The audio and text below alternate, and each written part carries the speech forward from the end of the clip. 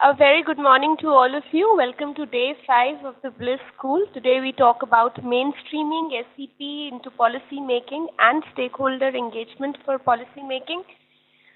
With immense pleasure, I would like to introduce you to Dr. Zinaida Fadiva.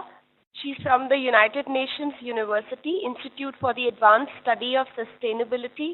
I had the pleasure of attending her class in the AIT school, and I'm so glad that she agreed to come here for this BLISS school. And I am sure you're going to benefit a lot from her session. Please make the most of it and stay engaged. Welcome, Zinaida. Thank you very much.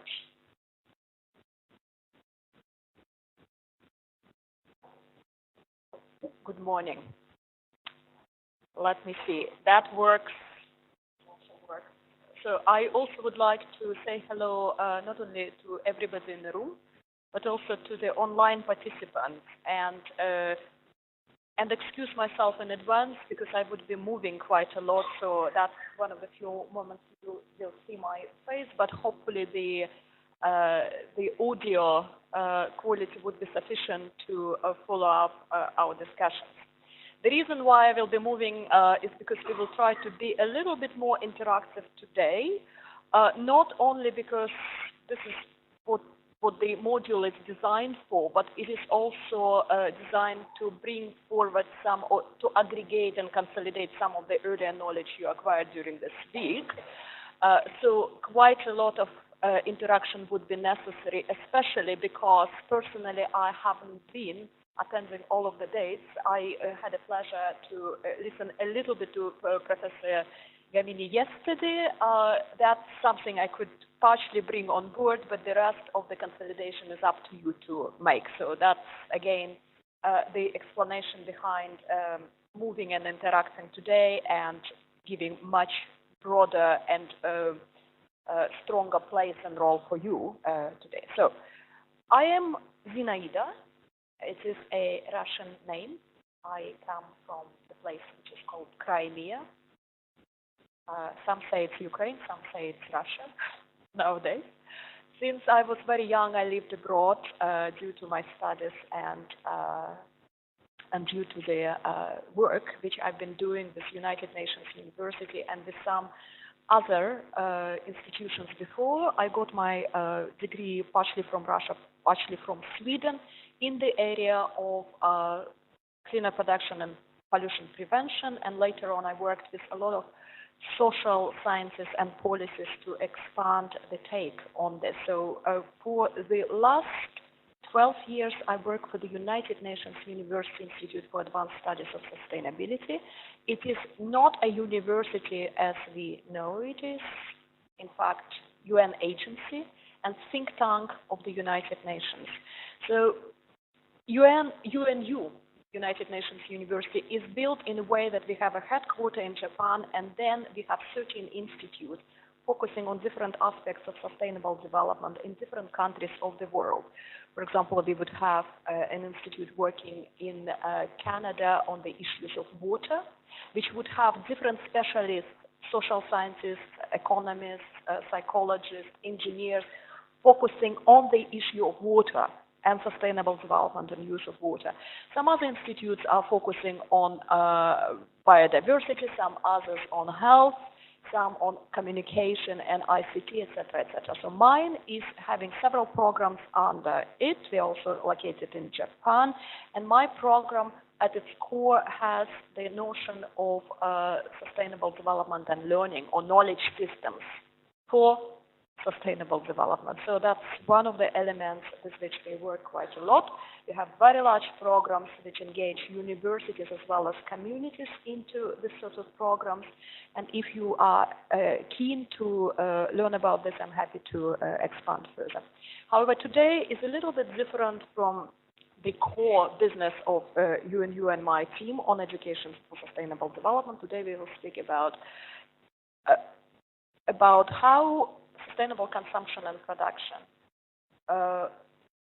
works through the policy frameworks and instruments to upscale and mainstream those practices. So we will look at the whole notion of accelerating SCP. at the national level. We will start, we can get the presentation up for the time. So I tell you what is there and a little bit of a logic behind it. So we will take scope of your learning expectations first, and this is one of the reasons why you probably shouldn't see it at this moment, because what I will do, if I can, is to try to tweak a little bit the program which I prepared for you, so that it at least to some extent address what you would want to learn today, provided that our focus would be on policy making and how through policy processes and packages to mainstream sustainable development practices or SCP practices. Okay? So I would just at this point like to ask you what would be your ambition or your curiosity for today, for 4 or 5 hours together, and I will write it down and keep it in mind as we go along. Okay? Anybody? I don't think we need a microphone for this one. For the sake of the online participants, I would just rephrase the request and write it down, okay? So that would simplify it and accelerate our process. Okay, what do you want to know? Because I know that quite a few of you are professionals in this area, so that cannot be easy. Policy on SCP in what way? Please be a little bit more specific.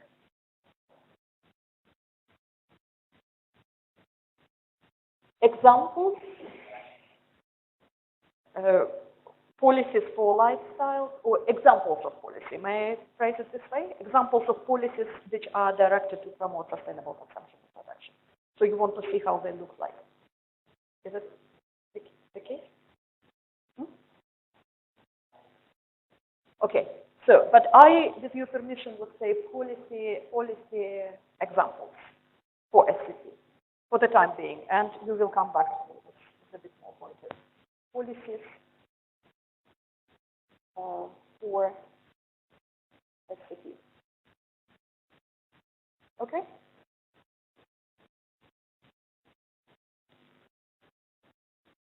One, two, yeah?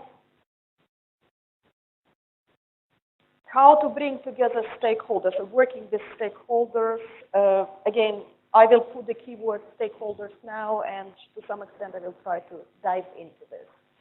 Again, 4 hours are not sufficient to cover all of this in depth, but I would try at least for each of your wishes allocate a little bit of space and relate it to other topics. Okay? So don't be disappointed if you don't get the technicalities of it, because for stakeholders, for example, engagement, I would need to give you information in several hours, if not days, and if you had to try it, it would be really quite an ambitious one. So stakeholders engagement.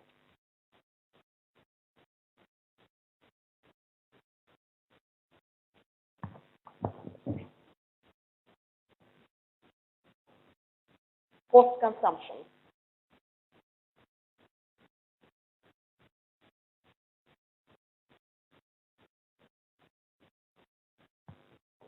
Okay, I had, sorry, 1, 2, 3, 4, 5, and 6. You know your numbers, so please follow the order, please. Okay. And again, if I cannot give you analytical answers to some of those, I would probably be able either refer you to good practices and examples in this area or to some additional reading, or we could interact in some other ways to get this one. Okay, so that's quite an important piece. Number 3.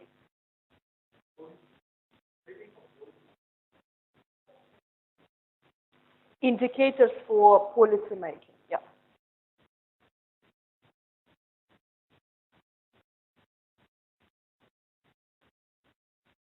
Or not for in policy making.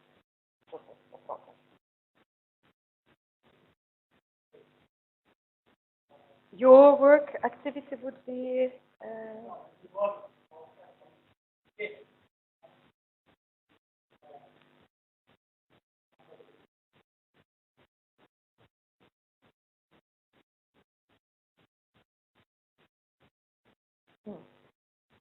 So how to integrate SCP in daily life, professional or personal.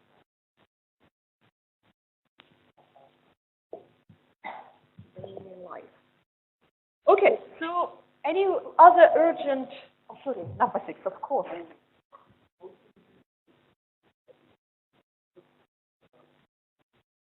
Can you give me a little bit more aggregate? So we are talking about implementation and action plan. So process of policy making and implementation. Mm-hmm. Okay, I will stop here because there is no more space. Easy excuse. Well, now again, I would need to be very open upfront. Some of these topics are not going to be addressed today. As I promised, I would try to point you to the right direction. And if I cannot do it during the time together, so we will try to, or in class, we'll try maybe to touch it during the lunchtime or post factum. Also, I will give you my email address so we could interact about this later. And if I cannot do it, I would try to put you in touch a couple of with people who are working in this area. And one of those topics probably would be the one with respect to the traditional knowledge and custom and how it is being addressed or not addressed through policy-making process. But just to assure you from the very beginning that a lot of processes about the custom, well, integrating the customary law into the policy-making process, or about introducing special community protocols to, in a sense, protect customs and practices of the communities, traditional communities, from over-exploitation are very much upcoming and piloted under CBD protocol, Convention on Biological Diversity. I'm not a specialist in this area. I have a very good colleague in this area who is also from India, but works from United Nations University. Please come and see me. I will introduce you to him, and that would be one way to address that. However, for this subject, of course, ideally in the process of policy making, through stakeholders, consultation and engagement, the representatives of those communities would have to be engaged. Well, if the process is done properly, right? So again, some of those aspects I can answer, some I cannot. So let's see where we get during the day. Today, the plan would be, we will try to revisit the argument of SCP. It's a little bit, as I mentioned, also consolidation of the knowledge from the previous week, how you remember or perceive it or already know it. We also then try to relate some of the concepts which came across, I'm sure, throughout the week: SCP, green economy, green industry, green growth. So how all of this, in your view, are interacted and integrated. So it's quite a difficult exercise, in fact, but collectively we will do it nice and quick. I think it is quite useful exercise for the reason that concepts change. It's a matter of passion. Before it was sustainable development, then sustainable consumption or production in 95 or so. Then sustainable consumption came, well, around 2002, 2003, and was published and brought forward by UNEP. Now we are speaking about SCP. Now we are speaking about SCP in relation to everything else. Now SCP is considered to be sort of mainstream, and we are looking at the activities but through the lens of countries, but shared by others. There is a politics involved, etc. So the reason why we need to know the concepts, so that we can know the principles and the relations behind it, and therefore you are not stuck to the label of SCP or green economy or green growth, but able to navigate through all of them, and therefore engage with decision makers behind those concepts, right? So that we will do very quickly through interactive exercise. Then we will look at the policy frameworks, and this would be the major activity for today, which help to mainstream some of the SCP practices. We look at the very extensive case studies of investment in the low carbon technologies. We will work with case of Cambodia in this. And finally, we would try to, but before doing that, we will look at the approaches and framework, looking a little bit through what we wanted to see the policy process or logic behind the policy process. And I'm very happy that Professor Gamin yesterday showed you the process in Sri Lanka, because to a large extent it's very illustrative of some of the principles I'm going to show to you. So again, it's a bit of an interactive, integrative exercise today. This is the program of today. Again, we can spend more time, less time on different elements of it. It's all subject to you stopping me, directing me, reacting or not reacting, so we can do it to some extent flexible. But I don't promise that we can do all of it. Now, we could go to the dim light now.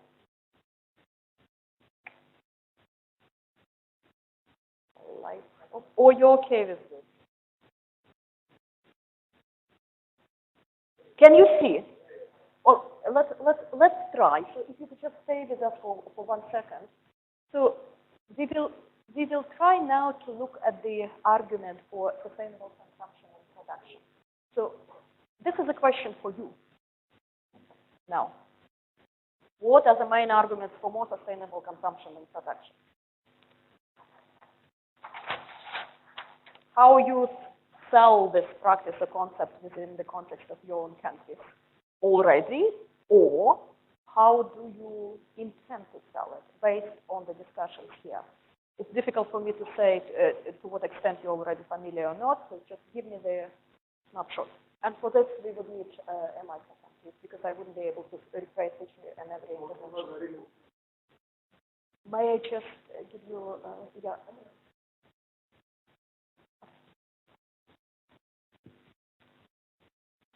Resources are very limited in this planet. Okay. Resource limitation. Okay.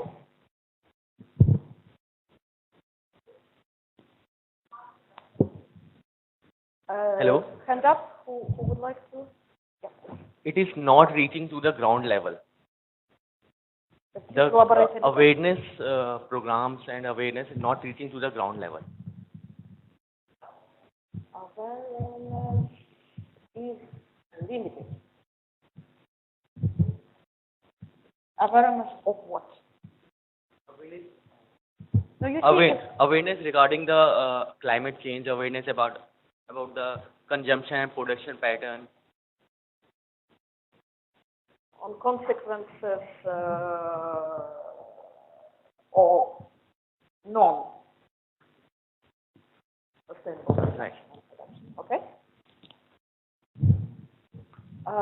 Yeah, and then. The unsustainable production and consumption leads to environment degradation.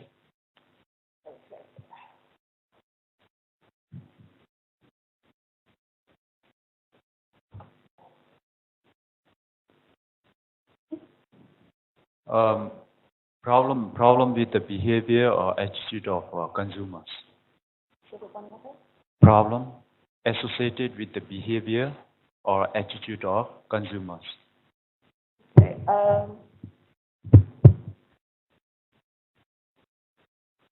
Would you be able to rephrase it for me in a way that if you come to the government and say, well, consumers are misbehaving, they would ask, what are the consequences? So they're misbehaving in what way? What creates the problem? Overconsumption. Overconsumption, yeah.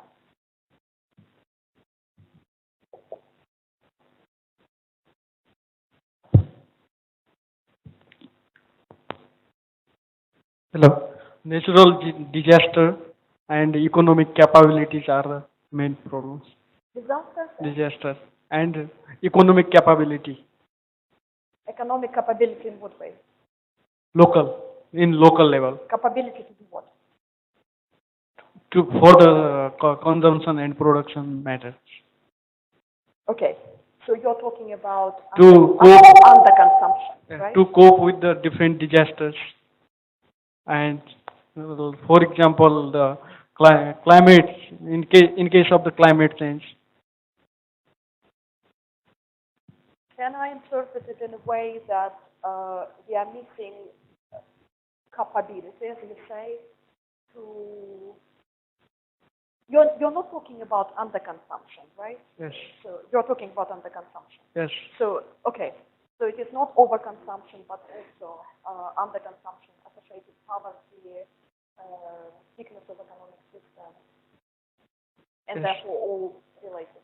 Yeah, to enhance the capabilities. Okay. Poverty and underdevelopment.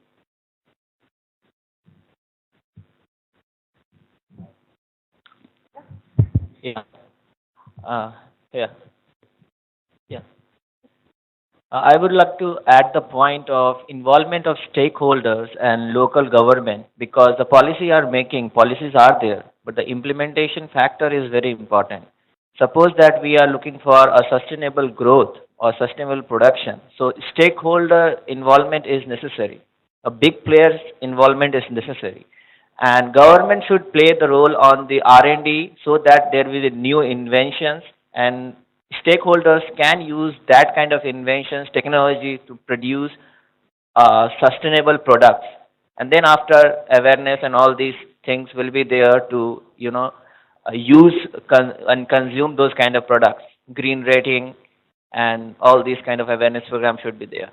So my main point to involvement of stakeholders. You're offering me a solution. Can you step a little bit back and give me the problem? Yeah. So I'm talking about that there is no involvement of stakeholders, because most of the things, local means government is also looking for the GDP growth. And for that also, if you shut down the non-conventional things which are going on, then it will impact the GDP growth and economy of the country also. So this is the main problem, not in the involvement of stakeholders and not in the involvement of big governments, or you can say... So you're pointing out some problems with development, which is not potent enough. Yeah, means... Link it to the SCP. Yeah. Why SCP? So I'm a big governmental official. Give me the reason why I should pay attention to the or I am a corporation. Why should I pay attention on sustainable consumption and production? Not to mention stakeholders. I might do it, but I might do stakeholder engagement for some other reason. So I can still do it. But what's the argument for SCP? Basics.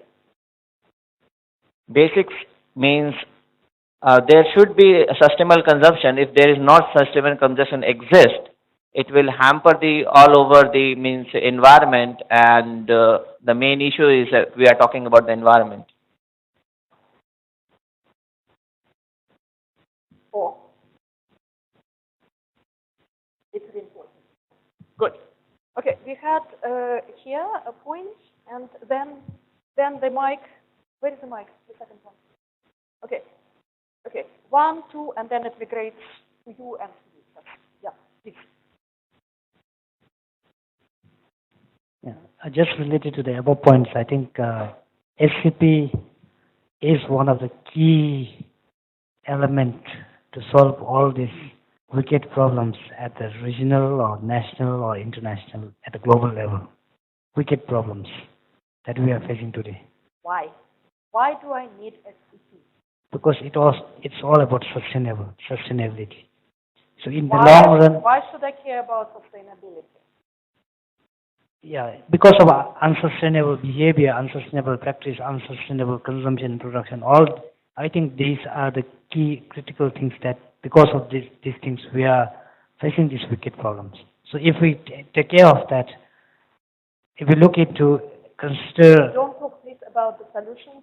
Give me an argument why unsustainability is of concern. So what we do now, and it's not matter to make you sort of squeeze on comfortable. We need to be extremely focused on delivering the argument in a second. So you're right, it's a problem. Convince me. I don't believe. I don't know anything. I don't believe in it. Convince me. What's the problem? What's the problem with unsustainability? The environmental problems, social problems, What kind? environmental problems, overexploitation of natural resources, all these things, waste, so all these are wicked problems that doesn't have a direct solutions. Okay. Yeah. So we're not talking about solution. We say, well, it's necessary because we have a problem. Very good. So I think, okay. Yeah, I think from the business point of view, I would argue in favor of SCP by saying that it brings about business advantage, particularly in reducing inputs or making better utilization of whatever you have, and then you get better outputs and therefore profit. And from social point of view, I would argue that, from humankind point of view, I would argue that, the survival of the human race is, threatened if we don't practice SCP.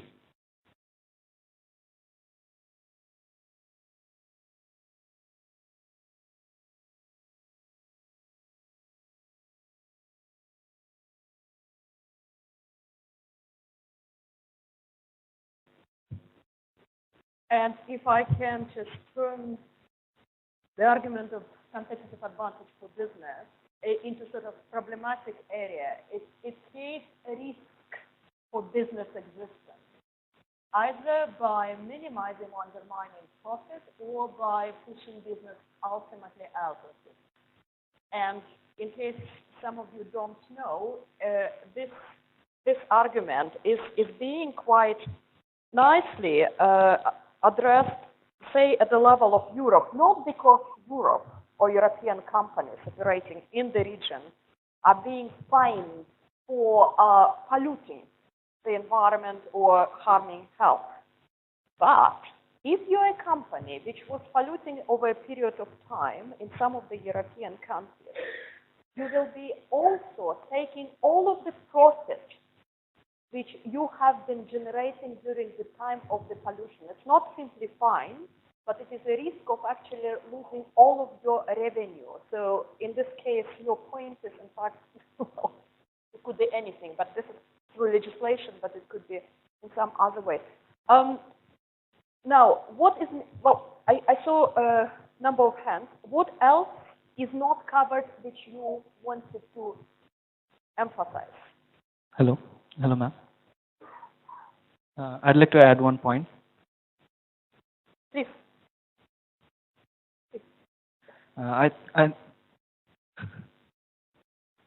Please go ahead. I think there is difficulty in quantifying the long-term tangible and intangible benefits of SCP. With regards to... give me the argument why should I give...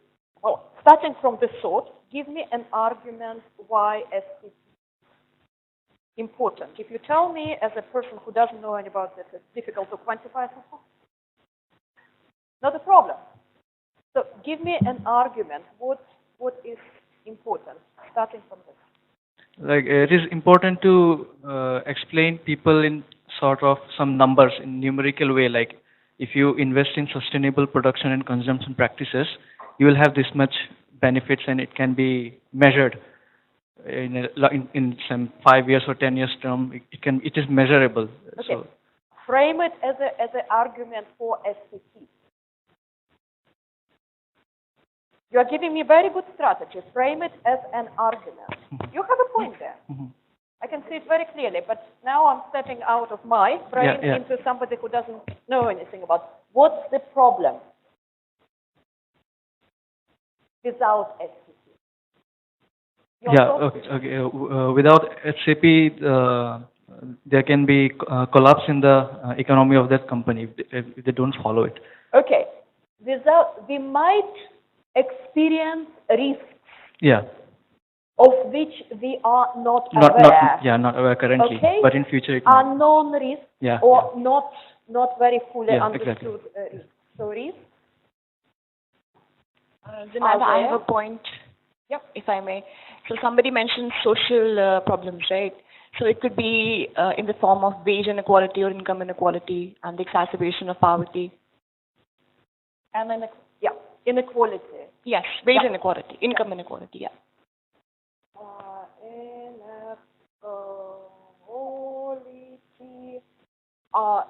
but it's not only in terms of access, fair payment, but you should mention also Access to resources, of course, yeah. as well. So, please.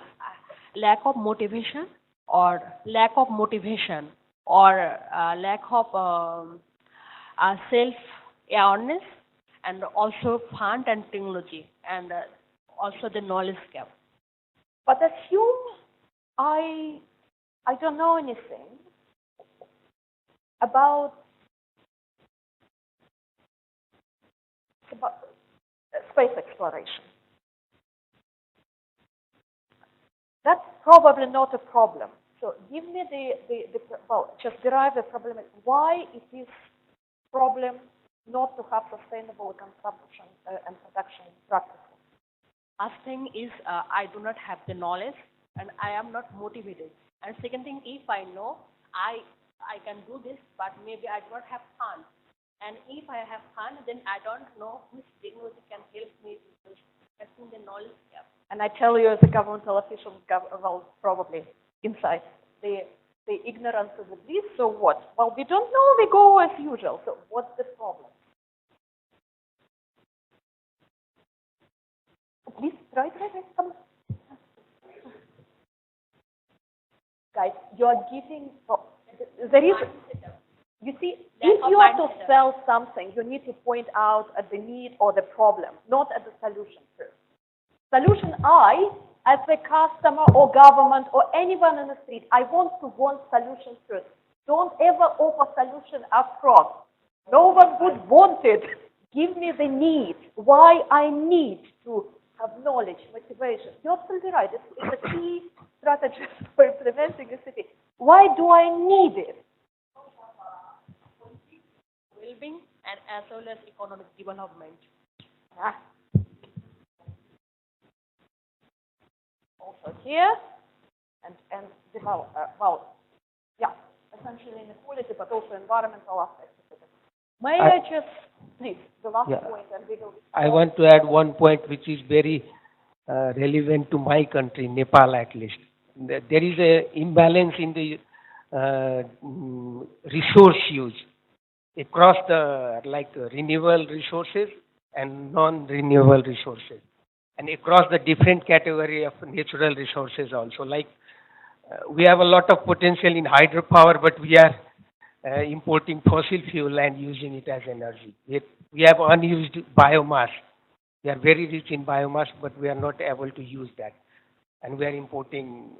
So to bring back that balance in the use and depletion rate of different kind of natural resources and across the renewable resources and non-renewable resources also. That is a big issue in my country. So in a sense, you're talking about partially. So I'll just jump straight to the problematic. So you're again giving me a bit of a solution by saying that resources need to be balanced. But the real issue is that there are a lot of non-renewables which could be expensive or could be unavailable in the that is a problem for my country. At least we are we so what's spend the problem? more than 18% of our national budget in purchasing fuel from India only. So that's a big economic impact on our economy. Is because use is not properly optimized or towards the necessary or available or renewable resources. It has very strong economic implications, therefore hampers the development, optimal or better development of the country. Exactly, and I think that is an issue for on the global level also. We are very imbalanced in the use of the natural resources across the different category like minerals, energy, water resources, land resources, biological resources. We are not balanced there in the reuse and depletion. Not balanced use. Yeah, imbalanced use of imbalanced use is Again, so what I'm pushing you to do I is go think that to is the code. biggest reason why should we go for the sustainable production. Yes. It is. But you would need, when you're saying it, you would need to deliver a little bit more explanation. This is my point. Why imbalance is not great? Because you are saying there's very strong economic and developmental implications. Because our consumption pattern is not sustainable. That is Yeah, I don't know if somebody even all the presentations here also we are focusing on that only. Like if we are talking of the building materials, it's not that we have to shift everything to the renewable sources only. We are not going to stop the use of cement. It's only about the bringing the balance in the depletion No, I rate agree of with all you. the sources. My point is you are right, and all of you are also right. The point is how do we construct the argument? You start with the basics. If you do not have properly designed and implementing sustainable consumption production system, you run out of resources, you run out of money to develop a better, you violate human health and well-being, etc. So one kind of resource will be stressed a lot, and other will remain unused. I agree. I agree. But we need to explain why it is a problem. Yeah, and we do. May I interject here? I don't know if anybody mentioned this, but unsustainable, sustainable consumption and production would create increasing emissions, carbon emissions. I would put it under environment as well, Yes. if you allow me. What is environment somewhere here? Well, okay. I would ask your permission not to continue this because I think that we get the point. We try to crystallize the argument. What I would try to do, I prepared a very small snapshot of the argument which is traditionally given as an argument for SCP, and points at the actual things which are the problem: limitations of resources and social and economic consequences. So again, give motivation and solution. Okay, so that's the point we are trying to make. Especially if this argument is being done to people who are not familiar with SCP, you have to go to the basics. Remember again, some speak SCP, some speak sustainability, some speak development, some speak green growth or green industry or 20,000 different concepts. So going to the basics in motivation is quite important. Yeah? So now, the first point which is being done is quite frankly we are overusing. You know it all, and quite a few of you pointed out about this. Very many of you, including our colleague from the Nepal, pointing out at this problem. The problem is not now, not so much now, but in the future. So what this picture is saying essentially is that if we are consuming like OECD countries, in 35 about years time, by 2050, we would have to increase our consumption, and I'm talking only about material consumption, up to 180 billion tons, which means, if you have a look here, that this orange one is about minerals. You can see we are somewhere here now. The use of minerals would be expanded in general twice, but for some of them you cannot actually expand it simply because the deposits of some metals, for example, is being exhausted. Or it also means that we would have to, the emissions from the burning of the fossil fuel would be expanded by 260%. Or emission from the cement production would increase about twice, so it would be 180%, etc., etc. So it's a massive overexploitation of resources which is not quite there. So another argument or another concept which helps us to speak about that in terms of non-renewables and renewables is a ecological footprint, which you all know very well about, and you quite know and probably talked about this during these 4 days, that we are living in a time of biodeficit. if we start using, if we imagine we start using resources allocated for this year on the 1st of January, but by about 1st of September, we overexhausted resources allocated for this year, and from the 1st of September, we started to use resources for the next year. So it's 50% deficit in resource use. So it's another way to argue it, and it's frequently being argued.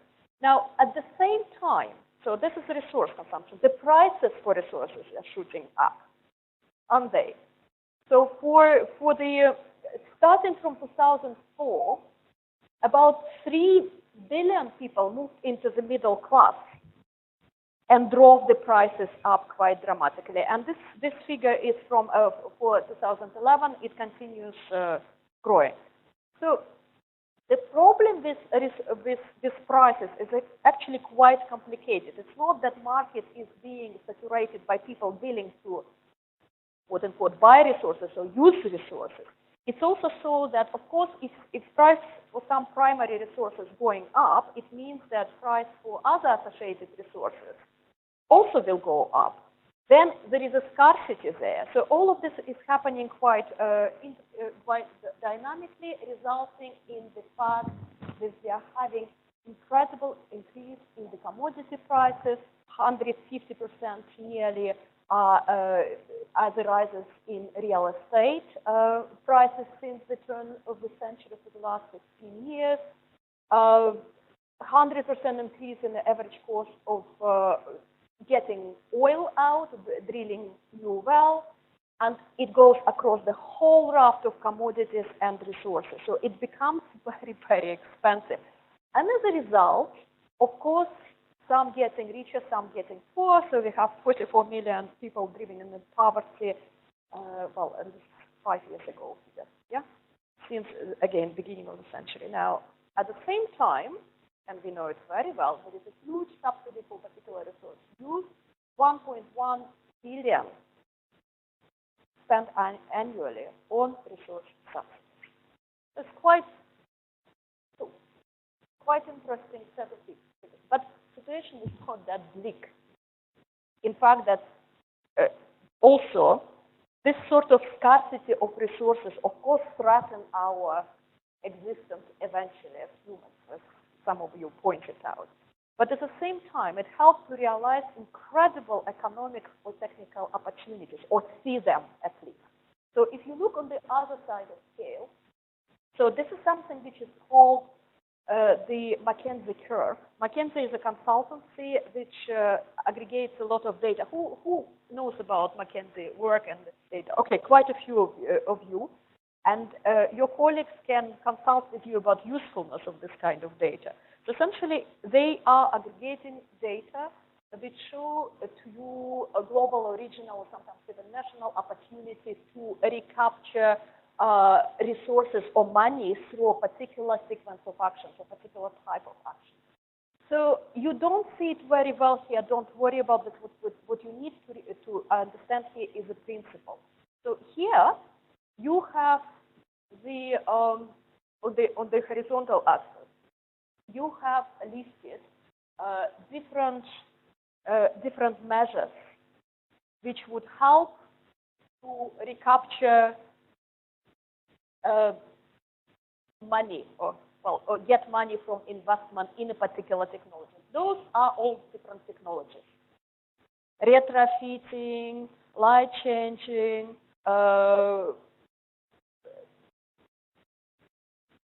doing windmill, energy efficiency, transportation, etc. So those are all technologies with potentialities assigned to that to reduce. Here on the vertical axis, you have, in fact, the cost of implementing this measure. You see, here, the cost would be positive. Here is negative. Negative cost means that you will get benefit from implementing this measure. Positive cost, up to here, from about this point, means that you will get, it will cost you money to implement. Now, the good news is that quite a few of these technologies can be done at negative cost, means they are actually profitable. Okay?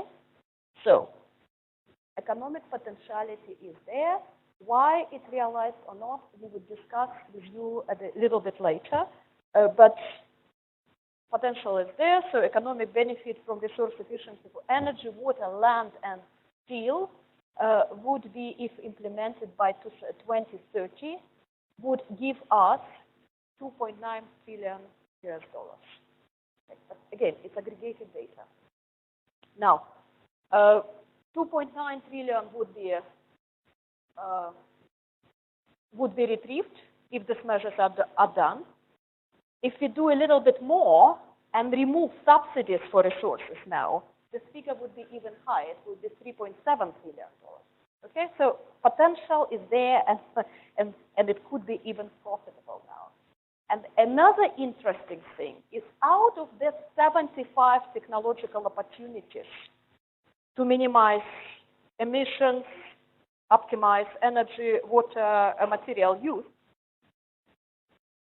out of this, 75, 15 would give you about 90% of the benefit. So the rest would give you the rest of it, what would be 60, would give you only 10. So there are 15 opportunities which can effectively retrieve these trillions of dollars.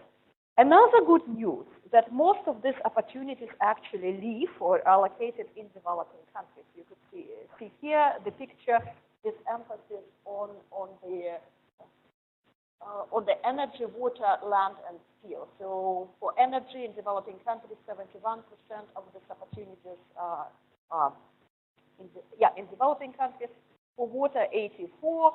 For land, 83, and for steel, 73. So it's a huge economic potential existing in developing countries. And this is a little break according to the region there. So don't worry, you will get all of the slides. Yeah. So now we are just going through the logic of thinking about it. Now, moving quickly further, what it essentially means, and this is what SCP core argument is following. You saw this. Decoupling, resource decoupling. You did not. Decoupling in the economy. Did you speak about resource efficiency? Okay, all of you during this 5 days. Okay. Resource efficiency is critically important. Now imagine the situation. I'm becoming an extremely resource efficient person and managing to get this table from, let's say, cubic meter, say it's a big table. Cubic meter, I do it from 50%. What happens then on the market? So I am a great half of the materials, exactly the same table with the quality. What happens? Price would fall up, thank you, which means what? Fall down, and what happens then? Prices go down and more affordable for everybody, which means what? In material consumption, which is called a rebound effect. Okay? So essentially, resource efficiency is great, but it's not enough. The core of SCP is not only resource efficiency, but what is called decoupling. Decouple several things. For example, look here. And this is an argument also against sort of, is SCP against economic growth? No, it is not. So, and this concept of decoupling would help you to argue this. So, here you have human, yellow and very faded element here is called human well-being. We know it has to grow. It has to. For human well-being to grow, economic activity has to grow. Must. So it is not economic well-being and activities have to grow. However, economic activity should grow faster than exploitation of the resource use. There is a difference between economic activity growth and resource growing and consumption of the resource growth. This is where the argument about SCP is an enemy of economy actually is coming. It's understanding that equating growth with resource use. No. So, we have to do resource decoupling between economic activity and resource use. This is the key of SCP. And efficiency consideration is only one of them. It's much more complicated. It's, for example, business models, new business models, new ways of arranging things in the society, on the market, and outside of the market. Much more complicated play. Because resource efficiency with modern technology, on average, can give you only factor 4 of efficiency. To survive by the 2050, we need factor 10 or more, factor 10 or 50. So we cannot go with resource efficiency alone. Decoupling is a key. Now, the second kind of decoupling, we need to decouple resource use from environmental impact. It's another big area of activity, right? Okay? So in cleaner production, pollution prevention is essentially missing here. The recipe is attempting to do this decoupling of the resource use from economic impact. But of course, well, economic growth also from resource use. Okay? Are we at the core of SCP now? So the rest is how to do it. So continuing the argument. Okay.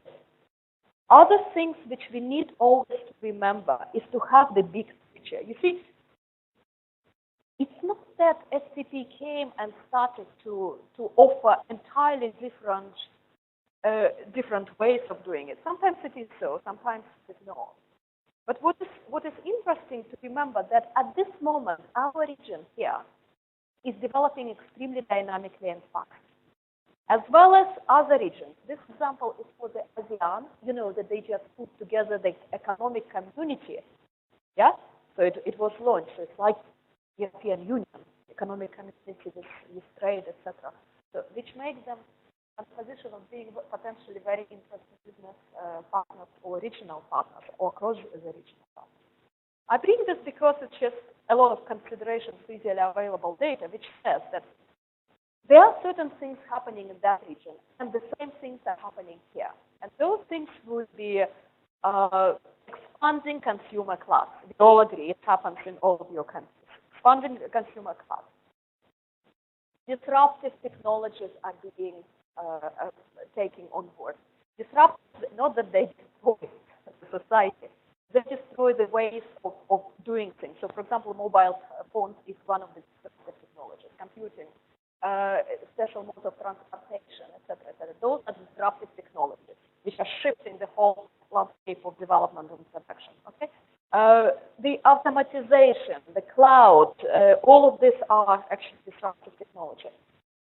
Trillions and trillions are being put into the development of the infrastructure in all of the countries in the Asia Pacific. So all of this is happening, which is providing incredible opportunity. So when you speak about the need for SCP, it's not the way to say, well, it's not that, things do happen. It's just to adjust the principles, how it would need to happen. And it's not going to be extremely difficult because we are doing it anyway, but eventually it will save us from disaster in 5 or 10 years. And so they are guiding targets beyond SCP. One of them is inclusive and competing economy, so not anti-development. High quality of life for everybody, social aspects and cultural aspects as well there. Sustainable use of national resources. Those three are arguments for SCP because, well, put in a positive way. So there is a shift of developmental paradigm is offered by SCP, and I am now coming to the solution discourse, doing better for everybody, much more resources, and then we'll learn how to do that. So what you could see here is that we have a problem, urgency of this problem. Problem is there, urgency is there, but there are certain trends in the society and opportunities which allow a different way of doing things. And also there are quite a lot of practices around them prove that it worked quite nicely. So that's quickly visiting what SCP is and what kind of arguments traditionally in aggregated way develop it. The most important thing, what do you do with this after that? Yeah, after the argument is being accepted. And what we are going to do after a moment. Okay.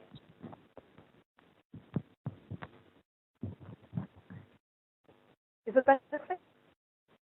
Okay. Oh, this is the problem with online meeting. Now, let's do a little bit of a more brain thing and try to relate sustainable consumption and production concepts with other concepts which you came across in your work and your life, as well as in the course of 5 days. So, can I just start this point? So, let me just show you the definition of green economy and green growth, which is at least we address one element. So, green economy approach towards sustainable development, focusing on 2 basic principles: one related to the environment, and the other related to society. Green growth, in reality, is about economic growth, but at the same time, well-being. They are, in fact, quite similar. And one is a little bit more dynamic, the one which has green growth. Another is a little bit more green economy. They are different promoting partners or whoever came with this concept. Behind each and every concept, there is a process of owners. Yeah? So different parties supported it, but in essence, you need to know they are more or less similar. However, with different origins, promoted by different parties, not parties, but different groups. Now, having this in mind, can I ask you to spend 5 minutes relating this green growth, green economy, green growth or green economy, you can use it in principle interchange, with sustainable consumption. Could you relate them? Or green growth with SCP. So what are relations between the other? What one is talking about, what another is talking about? When you talk about green economy, so what it is? What is SCP? So how it relates to green economy? Just draw a little picture for yourself. Is it difficult? It's difficult. It is difficult. We can just spend 5 minutes of trying to relate that. And the third element, what policies are to do in this open? So please draw a picture in the course of 5 minutes relating green economy or green growth with SCP and with policies. Policies. So one is SCP, another is policies, sectoral or whatever, and another is green economy, green growth. So can you draw a picture relating these 3 concepts or 3 practices, however you interpret it? 5 minutes. And whoever is ready and wants to say it, let me know. I will ask 3 or 4 persons to draw it on a big flip chart and talk about it. Huh? So, any questions? No. The same goes for the online participants. You could just try to draw a picture for yourself relating green growth with or green economy, as we see them as overarching, SCP concept and this policy.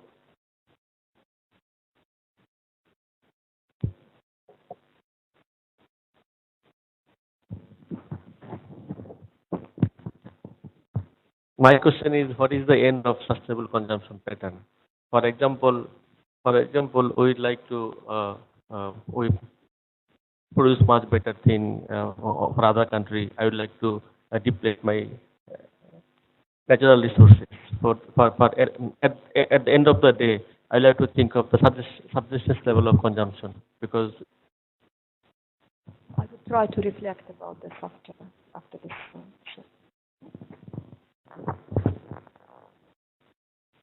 I have a point that suppose that green economy, if you discuss about the green economy, I am just, you know, coming in a specific area of green economy, just like energy sector. I'm coming in the energy sector. Suppose I'm showing my colleague here sign of quiet because I think that what you are saying is exactly you are building this very interesting relationship, and I would want everybody else to go through this kind of thinking process. Okay. If you could try to relate it, your hypothesis or your assumed relations there, because I think that you're exactly thinking what I would want you to do. Okay. So, and then we could, and then I give you now the big piece of paper. You can draw it and present. Yeah. Okay.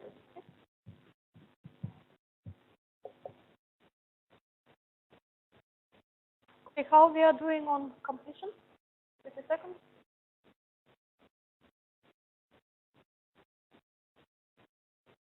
You all did it.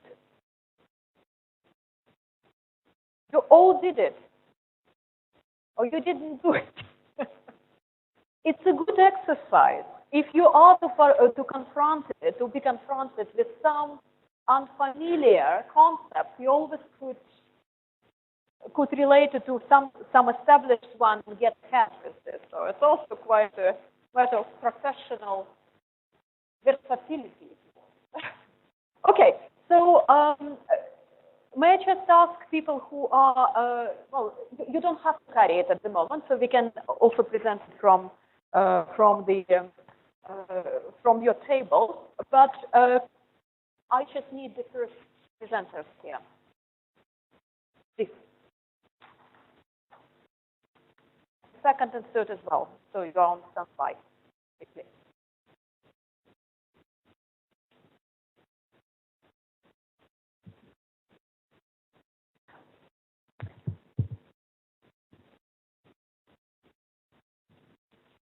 So the task, as I understood, was how do you link the green economy with SCP and using the policies? So the way I picturize this, that policies is launchpad, when I look at policies as launchpad, and green economy as the fuel for the rocket, and taking us to the destination where SCP is the destination. So that's the way I have tried to draw the linkage between three of them. Thank you. Mm-hmm. Very good. Thank you. Perfect. So it's very poetic, I find, right? And well, never disregard the power of imagery. It is something which works very well, especially if there are very strong concept and understanding of the relations behind that. So policy is a launch part, a sort of carrier of the intention as it is. Green economy fuels it all, so, and destination is SCP. Okay, all right, this is one way of doing it. So, who else? Authors of the papers here. I need you here.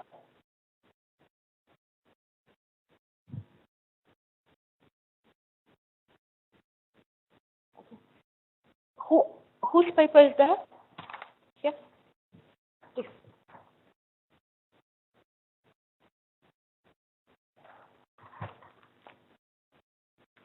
Okay, this is a task that green economy, green growth. Growth is not related to the only economic growth. It is related to the social growth, economic growth, political growth, as well as technological and cultural growth. So social growth should be like that.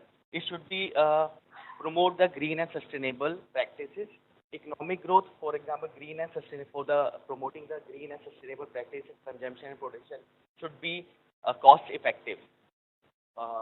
That's why it's political. There should be a political will to promote the green and sustainable development. These are the policies issues. Okay. Again, technology. Technology should be like this to which will improve the innovation and technology ideas regarding the consumption and patterns and production patterns. And finally, is culture. Culture factor is very prominent in developing countries like India. So cultural practice should be like this, which do not degrade the environmental resources, for example, water, air, and like. If all we included, all added, all these things, we will reach to the happiness. That is happy planet index or gross national happiness. Thank you very much. So in a sense, what is remarkable here is you are putting it as some sort of sectoral.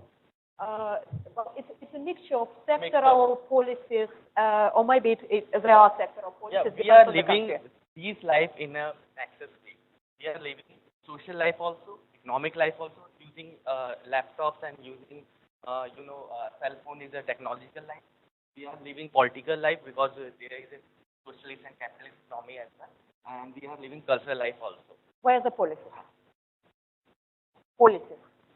Policies is, for example, political will should be there. Policies to promote the sustainable development of Okay. In this case, we're interpreting the policy as a political will or commitment. So, fine. But what is interesting here, so it seems like SCP actions are becoming the sort of vehicles of implementation under particular sectors. That's yet another way of relating it, okay? Thank you very much. Can we just put it somewhere so that it's... okay. Thank you very much. And the next one is this one.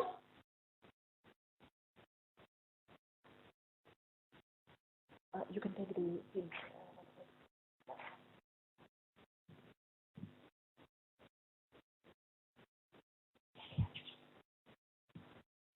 Simple ways, and we are going for this growth pattern for our industrial growth.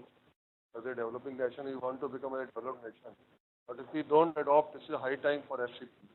If we don't adopt for this sustainable consumption pattern, so we will go on increasing, but later on we have to take over the gates. We'll come to the end. We will not go for SCP. But if we take with the SCPs, then our growth will be further foster our life. So this is our chart for this, that growth, when we put all the policies for that SCPs, reducing emission and pollution, resource efficiency, what we are asking for a green growth, in turn, we will becoming as a developed as a green economy, which will again foster green growth, and this we will go on increasing it, not going towards the vicious cycle of without SCPs. Again, interesting here. So green growth almost seen as overarching sort of framework here, with SCP being a principle, yes, right? Behind certain policies. Here we will make the policies, that we will foster. Yeah, policies are the way to implement. Yes. Legal frameworks and all government. Exactly, and SCP becomes the principle behind the policies. And yeah, this is more the dynamic static one. Very good. Thank you very much. Yeah.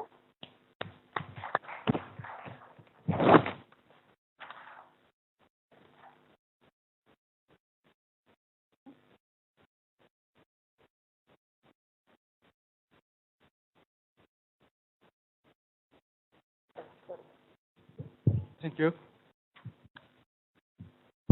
Thank you. Actually, I am still confused to describe my figure, because depending on the both definitions, I have tried to interconnect those two terms as well as including the SCP. I think, or in my view, green economy is the first one, then the S as well together with the SCP, we will get the green growth. So it have the triangular relations, I think. So green economy is also with the SCP, as well as the green growth is always related to SCP. Then I have just analyzed the one formula: green economy plus SCP is equal to green growth. Is it right or wrong? I don't know. Oh, okay. Here we have the sort of the healthy skeptic, right? and problem thinker. Well, yeah. Interesting. Well, you decided again isolate concepts without assigning a particular role for them. But we will try to discuss a little bit more and probably addressing your confusion. Thank you very much. Thank you.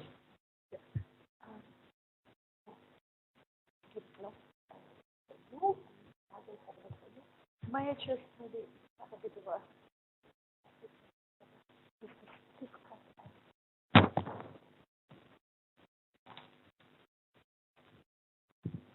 I used one of the sessions which we attended on day 2, the Going Green, basically a project being run by Switch Asia in Northern India, where the SCP provides tools like internalizing value chains and circular economy to connect the two, green growth and green economy. So under green economy, the people, the craftsmen there are producing products which are greener and at the same time polluting less. The units are polluting less. The women are being empowered, and the consumer gets genuine products at the end of the day, which is like hallmarks, benchmarks by Going Green organization. And at the same time, the growth that takes place is in the form of the natural assets being conserved while economic growth takes place.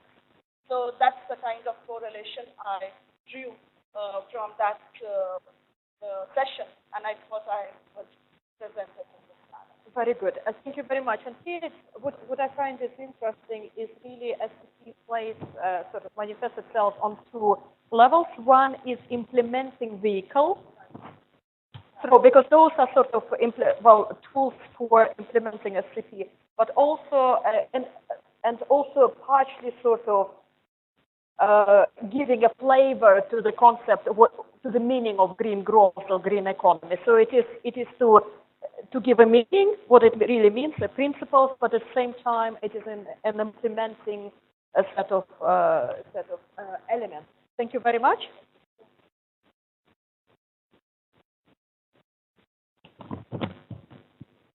Well, I first tried to set a goal, that is our insurance for future. That is one of the main aim of sustainable development, that is intergenerational equity. So for that, for every kind of insurance, we need to pay premium.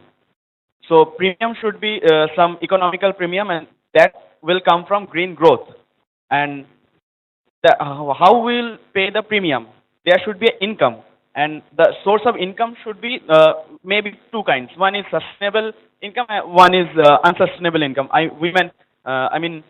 Weak sustainability or strong sustainability. We can use all our natural resources all at once, or we can, wait for natural resources to consume those natural resources gradually. And for there, we need the SCP. And if we follow the Kuznets curve, that is environmental degradation versus national income, most of the countries goes up with environmental degradation in order to increase their national economy, national income. But through SCP, we can tunnel this Kuznets curve. We can reach national income more and more without not degrading that much of environmental degradation. Thank you very much. Big round of applause. And this is an interesting example of it. This is an interesting example of a case where you put, again, if I abstracted it or extrapolate it a little bit. So SCP becomes, again, the vehicle of implementation, and you populated the notion of green growth, etc., with very specific objective or agenda. So again, a very good illustration of positioning of the concept. Thank you very much. And we have time. Time is what we have for a while, and then we run out of it. As with sustainable development, unsustainable development.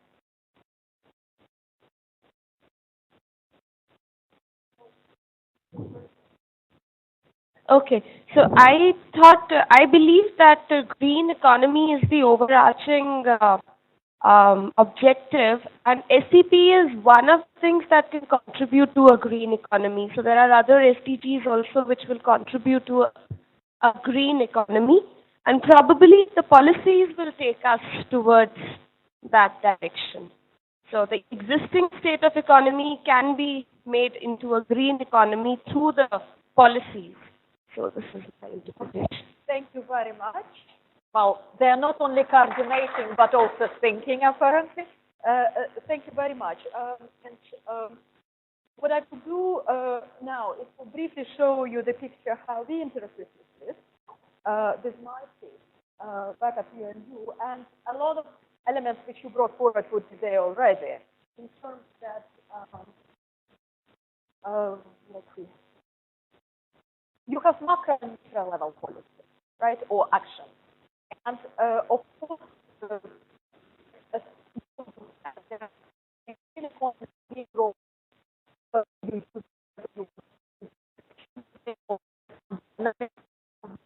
but they are at the level, each level.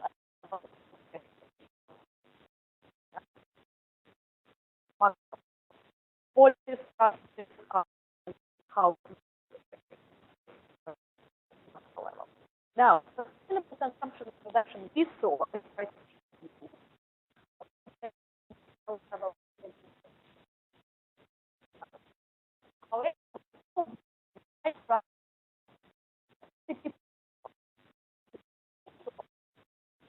using green economy. Is green economy only or is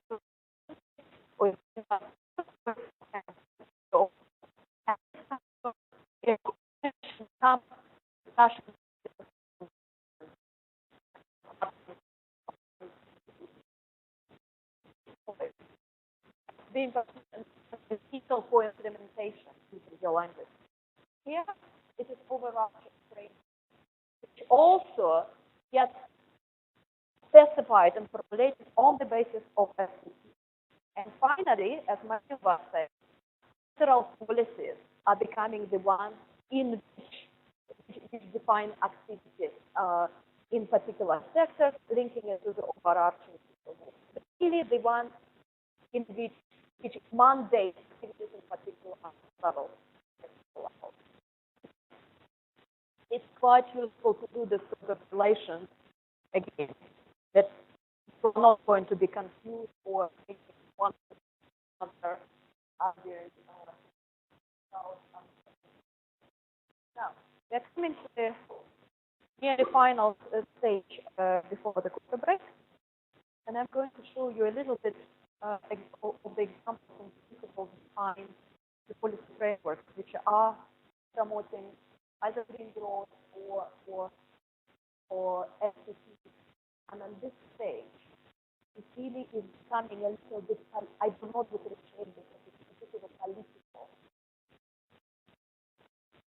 preference, which concept, which country or organization or series of communities of organizations would use. Now, I will show you the policy framework for sustainable inclusive development a little bit in the concept of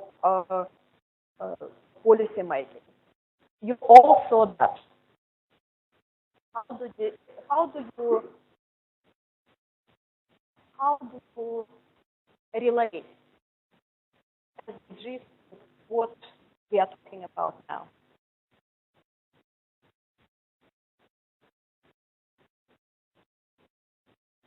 What are the SDGs? What are SDGs stand for? What is the last word? Okay. Goals. They are the goals behind, which also inform interpretation of our economy. How should our economy or development or growth look like? What kind of interconnections between these areas are to be observed? So they are there. So for example, if you look at the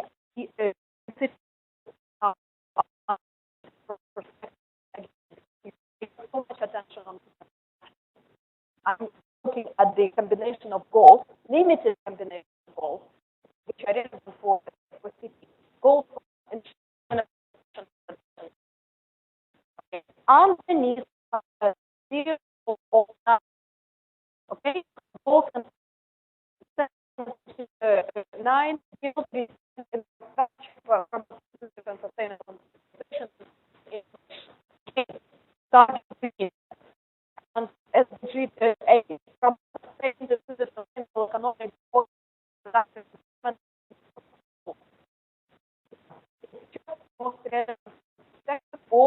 industry and goals in terms of specific activities. SDGs, the targets informing again at a global level, interpreted at the local, regional level, or national level, and you heard the example from Sri Lanka, where all this relation between the global agenda and national priority and practices were through complicated and useful process and stakeholders consultation brought together. So that is the development on national development agenda through which green growth or green development or sustainable development of the nation state will happen. Okay. Now we are getting into how the policies are being employed to do all this. Okay, so this is where we're quickly moving into, and maybe the way to start this thinking or this understanding is to look at what kind of guidance documents were offered to the nation state in order to be able to put together policies which do exactly that, so to promote sustainable development. Okay, so the first source, which is very meaningful, is coming from EU+20 outcome document, which is agenda for action for all, on the basis of which then SDGs will create it, etc., etc. You know, like now, it's an interesting set of principles which say that, of course, government will have a leadership there, policy formulation. However, it needs to be done in accordance to the national priorities. Professor Gandhi will show how it was done again in Sri Lanka. It needs to have environmental and social goals there. It has to be concerned also with eradication of poverty and healthy functioning of Earth ecosystems is all there. It needs to be inclusive, talking about stakeholder engagement. It needs to think about technology and capacity building and infrastructure and national needs for sustainable development. All of this there. Assessment has to be there to ease back into the process. And essentially, it was very important emphasis.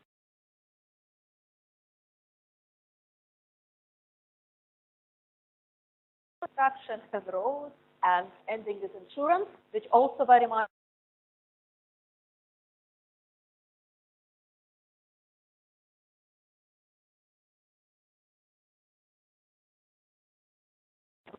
I'm also closer to you. I don't think it makes a difference. Let's hope that it works. Is it better? Well, it's not worse. Okay.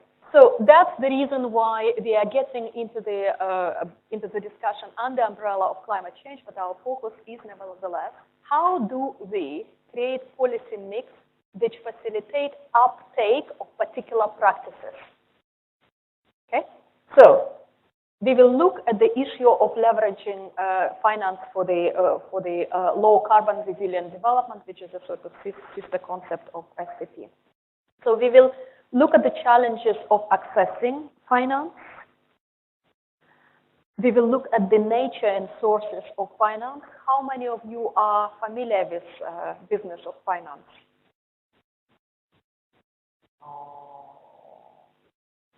How about home finance? Right, and we will, after this short, well, it's quite complicated, it would be about 45 minutes introduction, we'll go into working with the methodology of UNDP in pulling together policy mix with a particular logic of this, okay? So that's our plan for the remaining part of the day, and this is the sort of the very simplified presentation of the financing which is available for low carbon resilient development. The only thing which I want to show to you, or the only point I'm making here, is that it is quite a complicated system, but there are certain elements to this, like, for example, there are budgets coming from government, naturally, they are from private financing, which is very important and key for our discussion now. There are capital markets, domestic budgets, there is what is called innovative public finance.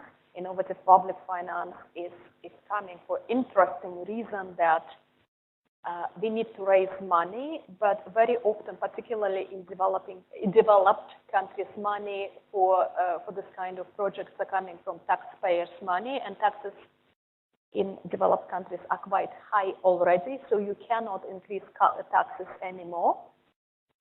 So you need to have a different optimization of the taxation system as well as different other instruments to populate the funds for desired development. Okay.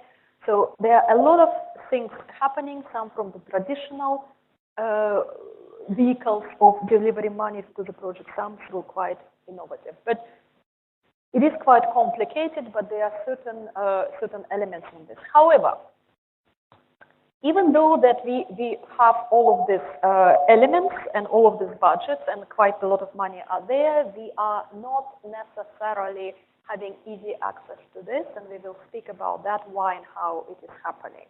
So it's a matter of knowledge, the financial market, but it's also a matter of whether investment is going on or not. We say investment several times. And investment opportunities, like you and I discussed earlier, are there already. You remember they are, with respect to the resources, we were speaking in the morning. With respect to the resources, 15 out of the 75 financial opportunity give you 90% of the potentiality, yeah, and they are profitable. This is with respect not to the resources but climate or reduction of greenhouse gases. It's also from McKinsey, and as in the case of McKinsey, you have different technologies or actions to reduce emission of the greenhouse gases. And as in case of resources and McKinsey curves for resources, you have some of those which are happening at a cost, and some of them at the negative cost, meaning after initial investment, you are getting your money back. Okay. Again, the positive news that up to about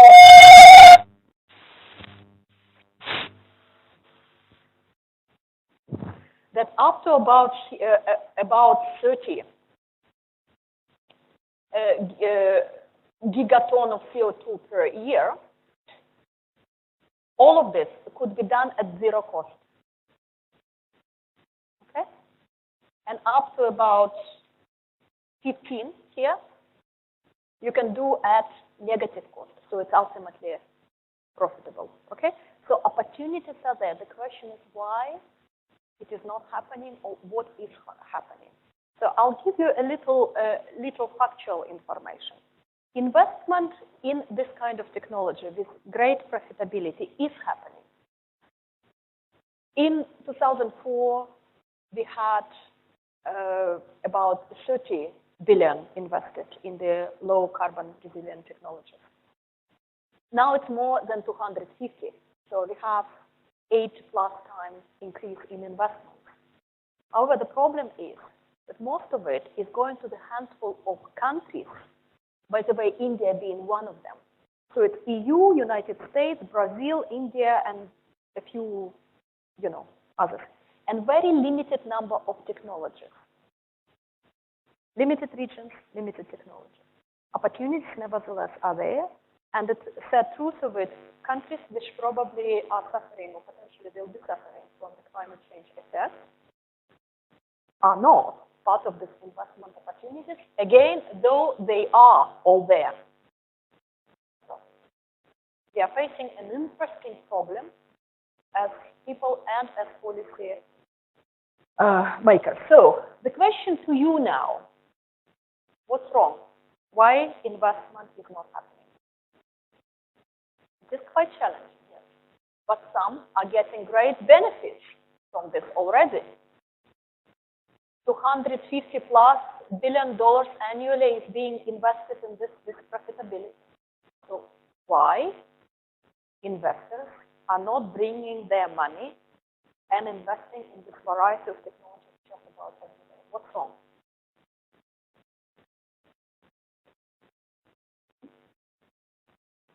Benefit comes in a longer, not immediate. Well, it could be deterrent for some of the investors, but investors' profile can be very different. There are also some which could wait longer. But then, why do these investors which get benefit later on actually investing into Europe, India, or the United States?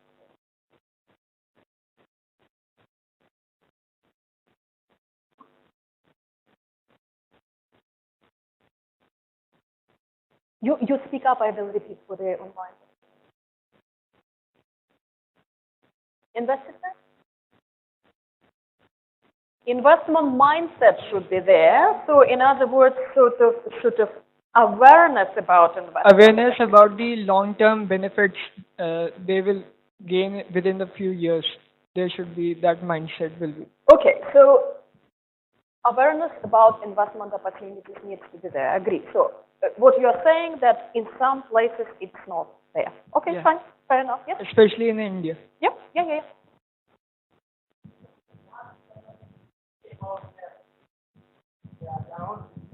So they don't want to invest in this part.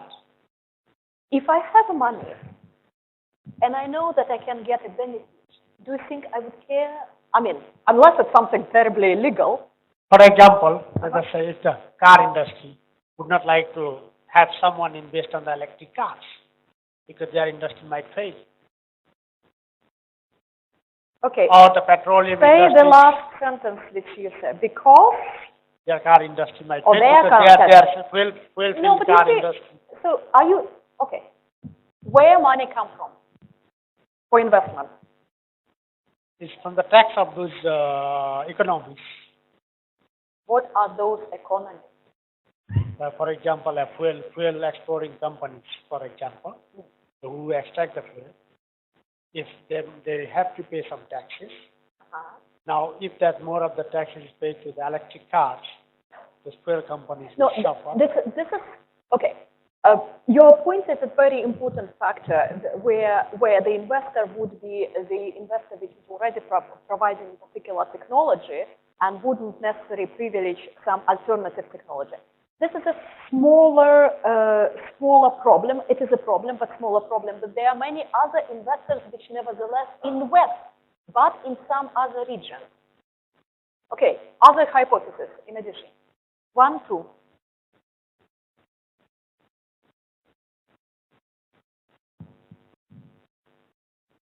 There is a lack of trust. Trust deficit between developed and developing countries. I don't know. Investor, Is India developing or developed? developing. Okay, why people are investing billions into India but not in, say, Cambodia?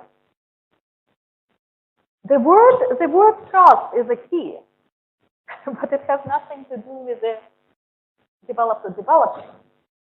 Just go a little bit deeper. I think Please, two of you. You have help. the bigger economies, they have got certain obligations towards the climate change conventions that they have to, when we are talking about the carbon emissions, they have to cut down on the emissions, the absolute emission level to certain level.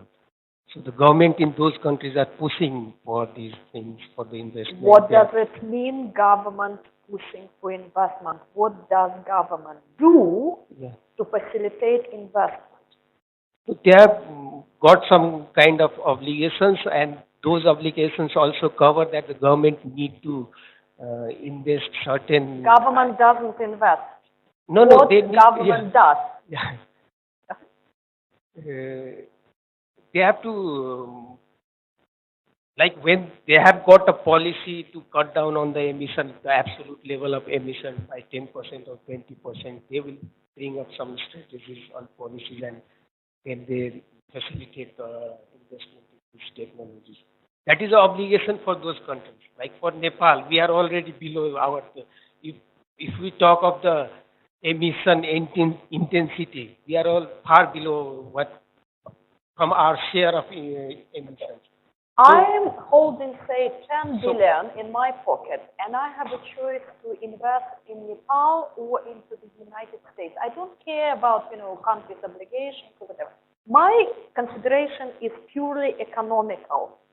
What can you do from the side of the government of Nepal to make investment in Nepal equally attractive investment? If I'm getting you, are you talking about carbon trade? That don't talk about carbon trade yet. Talk about me having money and interested in certain return. What do you do to make investment in a particular project in your country? Our country, we have got lot of other preferences. I have money. I'm coming, say, from the United States. You're from Nepal. Just please convince me that I need to invest. So you're interested in my money. You don't tell me, well, we have other ways to other investors to deal with that. I would work out. So it's not what you need to do. What do you need to do? Anyone can help? In short, I think tax breaks. It's a political willingness. Political willingness. You're right. You were talking about this. So you spoke about countries' commitment and political will, and commitment to this process is important, because what do you do if you have political commitment?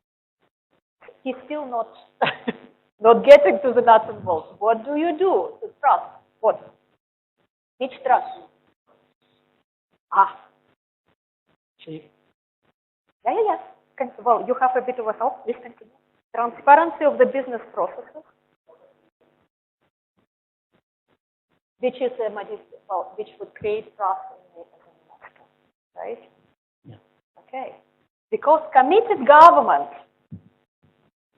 as our colleague from Nepal was saying, would try to create the trust with an investor by, creating great transparent governance system which would secure. Okay, this is exactly what most of the problems are, in addition to some information, etc., which colleague already mentioned. So it is indeed challenging. So I will stop here because we have plenty of exchanges. Don't worry, but there are some very serious challenges there. So limited access. Well, first, the political situation, which makes it investment in a particular country or industry risky. Consumer credit schemes or financial guarantees are not there, because I might want to invest, but I don't have money upfront. This kind of schemes need to be there. This is more for the inside investment, for the private consumption or for small companies inside. Or investors, as colleague said, might lack expertise in investing or even information about this or knowledge about this.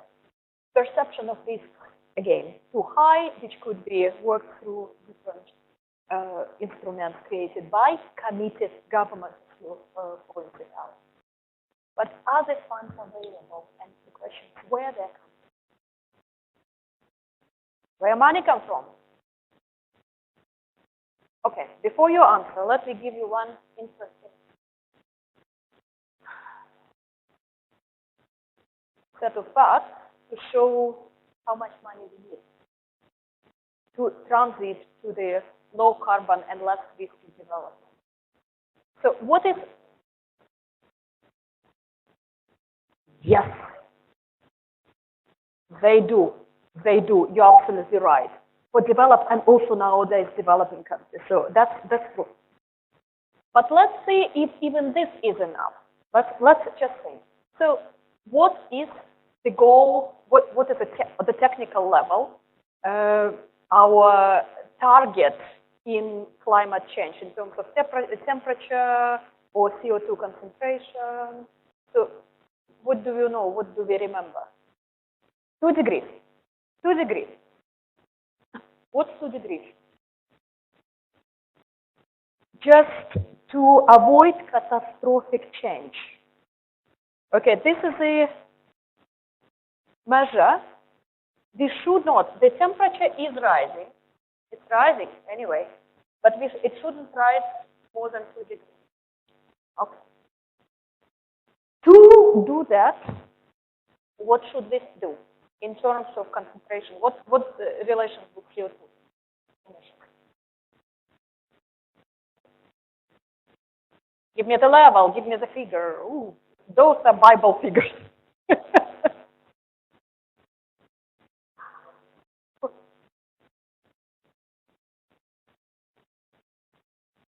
Brilliant, thank you. Yeah, to do that, we have to reduce emissions every year. If we started in year 2011 and for 10 years ahead,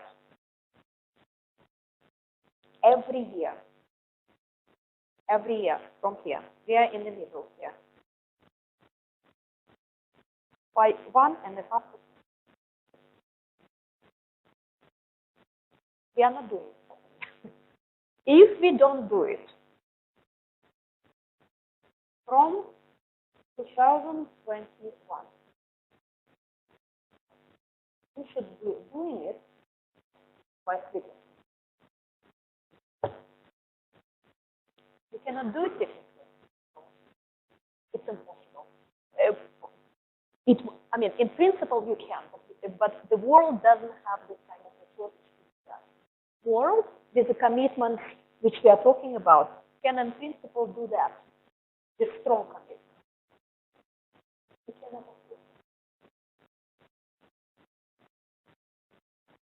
We have 5 or 6 years to address the situation. Otherwise, quite a number of catastrophes will start happening. They're already starting slowly and visibly, but that is the thing. Now, back to money business.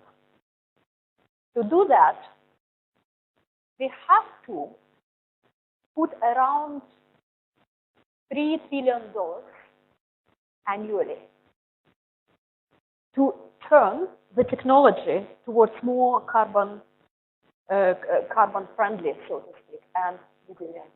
Yeah? 3 trillion for all of the technologies in the world. For energy, it would be around 0.5 trillion. It's not too bad. In fact, if you would do it all together, it would be 1.5 trillion, but 1.1 trillion are already put into energy development anyway. This $0.5 trillion is there, 500 billion, to turn it into green or more carbon friendly or more climate friendly. Okay? And this goes for each and every sector. So, only for energy.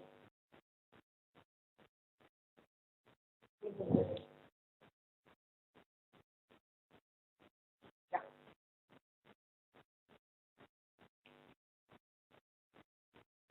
Yeah.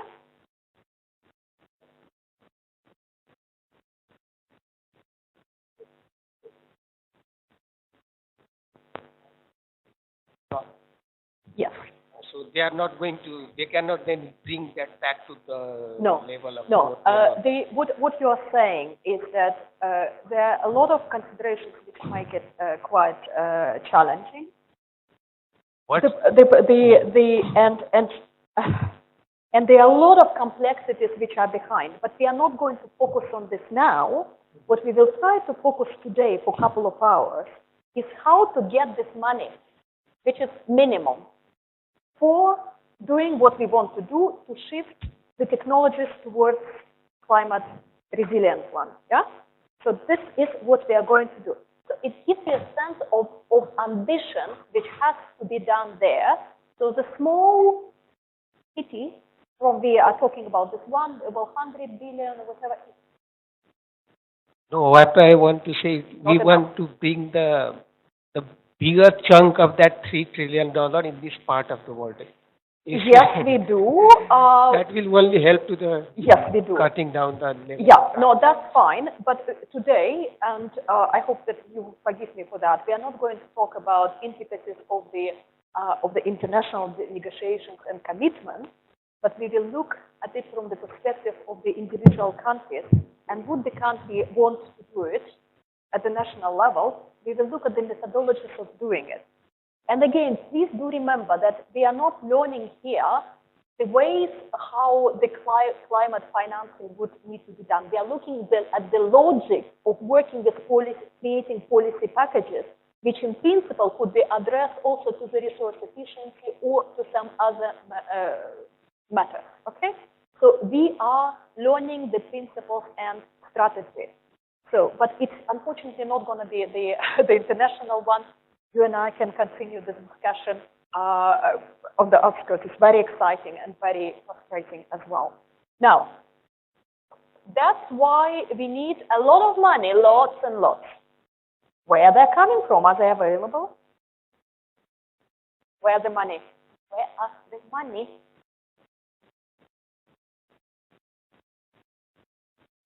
ADB?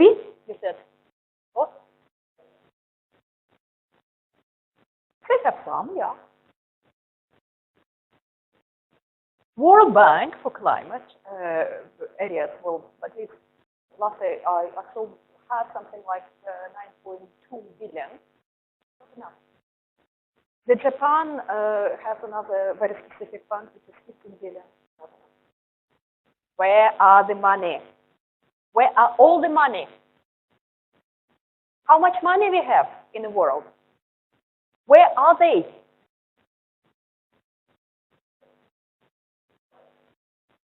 In US? No! Not only. What is that? Where are they? What it is called? Oh, well, someday as well. Not only. Where are the money? Is the government? What is that? What it is called?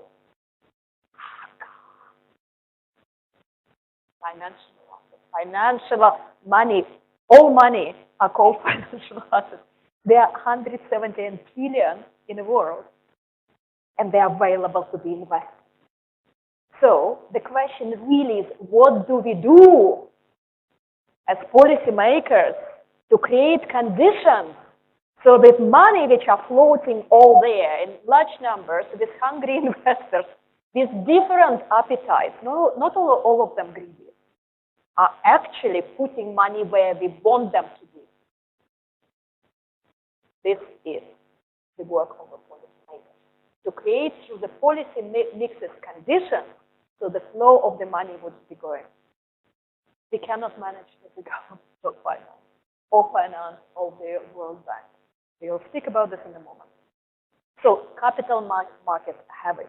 Now, again, what policymakers do, what we discussed earlier,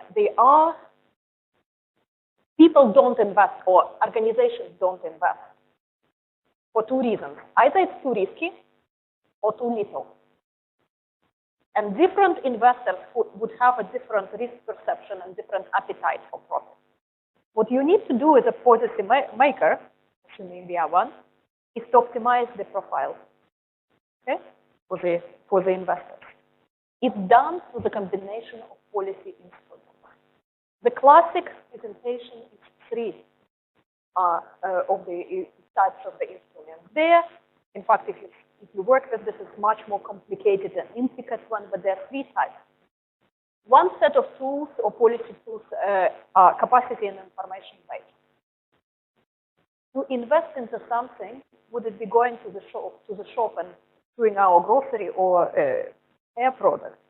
We have to have information. The same goes for the government, the same goes for the corporations, for the companies, etc. Information has to be there, consumer, whatever, or investor needs to make an informed choice. The second type of the instrument is a regulatory instrument which are mandating the results. Mandating of the results through regulatory instruments, which you see some examples there. Now, some of them are easier to design than financial instruments, but it's quite difficult sometimes to implement them. Okay? And finally, there are market-based instruments which help us to optimize the prices, to facilitate uptake of the not very mature technologies, etc., etc. So that is making prices options right. So 3 types of instruments are being engaged in order to create optimal policy mix for the investor to come and start investing in the projects and actions which we want to. And this is about really uptake and upscale of particular actions. So it's not demonstration projects, it's not something small. It is really a massive ambition which we are talking about. Now, having said that, and remembering that we have this money out of there, which we want to get, the question is, so what are other sources, what are altogether sources of money there? We said that capital markets is this huge chunk here. Of course, this pyramid is disproportional. If you put this in proportion, it would be 20 kilometers both ways. This other one. Concessional finance is the one which you refer to from the World Bank. It's a financing or sort of borrowing or lending which goes at a very, very profitable below market level. Yeah? And some of it is very good deal. So if it is a long term, there's a very small, pay obligation or obligatory pay, then it becomes almost free money. Yeah? That is conventional finance. Innovative sources of public finance is something related to the climate. We will not touch upon that. And grants. Grants is free money, which comes very often from the government or from some other outside sources. Grant is free money. Now, what you also need to remember when you look at all of these things from the policy perspective, that this money, which everyone wants, public and private, yes, it's free money, is very expensive money for the public. It's a taxpayer's money. It's a small portion and needs to be done properly, mostly and very often to set up regimes so that, again, this money and this money come in. This is not to finance something which is profitable already. This is expensive money for the public, and it's extremely cheap for the private companies and private sector. So what will happen? The private sector would try to get this money because it's free, and the governmental officers would have to, policymakers would have to reduce balances properly. And we know massive number of cases where this public money are being used for very commercially sound processes where, in principle, the investment should have been done by the private sector, but they just had easier access to the public money and used it. So that is very important to remember, okay, about finances and role of policy and preferences on public and private side. Yeah. To give you a little bit of an overview where the money coming from and who is making decision and how, I'll give you a very quick picture on this. So all money in the world, all of it is coming from the pockets of a private consumer. Okay? Well, at the end of the day. Would you agree? So the household savings are the source of money which go into the whole financial sector. Then it goes to the institutional investors, which aggregate it, pension funds, insurance companies, etc., etc. There are massive number of other people who are consulting on how it is to be invested. Research is being done. There are various stakeholders in this area as well, which are supporting the financial investment system. And there are investments happening, which mainly coming through a number of very basic, what is called investment vehicles. You know them quite well. The equities, the bonds, the real assets, other asset classes. For those which are not familiar with this, equities is essentially shares of the company. Company emits shares, and by buying them, you are becoming a co-owner, small co-owner of this company, and company gets investment in particular projects or particular activities. It could be done directly by people or private individuals, or through investment in the bank where investors are sitting. Yeah. Bonds is sort of borrowing. Yeah. One, in equities, you are becoming co-owner, and here, by giving money to somebody, you are getting them back in particular guaranteed process. It could be done by the state or by the private sector. And real assets is essentially the land, forests, etc. Okay. Now, what is important to know here, and why I'm showing it, because different investors have different risk profiles. Some of them need very quick return on very risky investments. Some of them are willing to sit with a longer term investment, like pension funds, for example. More than that, some of the institutional investors like this are very highly regulated under the national law. They cannot just go and invest just about in everything. And therefore, as a policy maker, you are creating the policy portfolio to attract investment from a particular investor. Just keep it in mind. Some investors would be okay to invest in a risky ones, but don't expect a risky investment from the pension funds. And pension funds have about, last I looked, about 30-40 billion their assets globally. So money are there, but to create opportunities for different investors to come, you need to create more or less stable and institutional environment for investment. Okay? So that's why it is quite important not to be naive on what kind of money we and from whom we attract. Direct budget contributions, this is what our colleague from Nepal was saying. They can come from national government and from international government, either according to some bilateral or multilateral obligations. So those money are another source. They are not financial money which they are looking for. And sometimes this direct budget contributions are used for investment in the particular technology or particular project. But most of the time, this money, which are again very scarce, they are either grants or they could be concessional finance. They need to be used for creating conditions for eventual investment by the private sector. Now, I will skip some of this. What you see here is very interesting.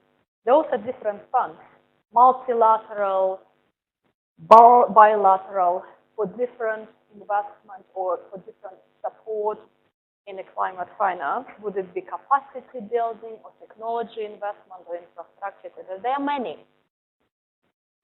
And what is interesting to know for the policymakers, how to find the information there. So UNDP created a website, and you will get again information there, which would help you to select the appropriate source of finance. Again, some of these funds are working for particular regional countries and not for others. Some of them are giving very quick money, and some of them would require quite a long, lengthy process. So if you want money tomorrow, you would not probably go to the ADB or to the World Bank. You would go to some other ones, which are with a shorter lending cycle. Some of them are working with infrastructure. Some of them are working with capacity development. Some with both. But there is quite a nice guideline which is available for that. So the point of it is, that's the website. Again, you will get all of the copies. The point of it is that to do to get finance or to get any impact anywhere, you have to know, well, who are those from whom you want something and create conditions for this entity or these institutions to come and do what you want them to do. And therefore, policy packages are exactly designed for that. Now, we said already this view that there are different sources of money. Some of them are done for, coming from the private sector or financial market. Some of them are from the public sector. And what is also very important to remember that when you speak about money, you speak about two things. One is investment money into activities you want to have. For example, you want all refrigerators in the country to be complying with particular standards. So certain investments need to be done. You ask by who, etc., and you facilitate policy processes for this to happen. This is one aspect where you talk about money. But another one is money for policy making. Okay? So those are two different ones. And maybe one simple rule of thumb would be to look at this pyramid and think that investment money most probably would come from here, partially from here.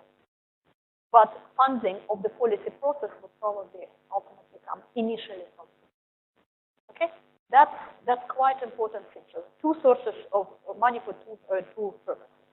Okay, another interesting aspect of it is to look at it and see that investment or source of money for particular technology, which is more or less sustainable, would depend on the maturity of this technology. Maturity means it's developed, it's tested, it's already proven to be useful, beneficial, etc. If it is a technology which is still at the state of research and development, corporations very seldom would put money into it unless it is a technology they themselves develop. And this is what slightly refers to your earlier comment. Yeah?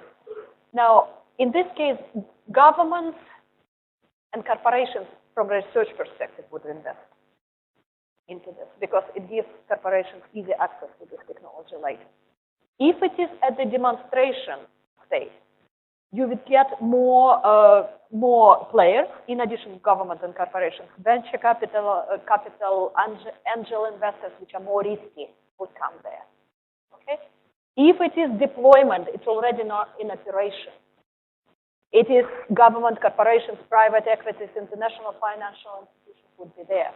And if it is at the stage of commercialization, just about everyone would be happy to get money. Okay, so it's also a matter of where potentially money can come from and how to make this money come from. Now, we are coming now finally to the framework and to the exercise of today. And can I ask colleagues maybe to send the presentation to the case study to the online participants? That would be good fun. Yeah? The PDF file which we put there. So UNDP came up with this methodology which I found good enough to demonstrate logic of how to put together the portfolios, optimizing profile of investment or optimizing profile of any action which we intend to have. First action, what they do, they identify, maybe what we do, I will, second installment.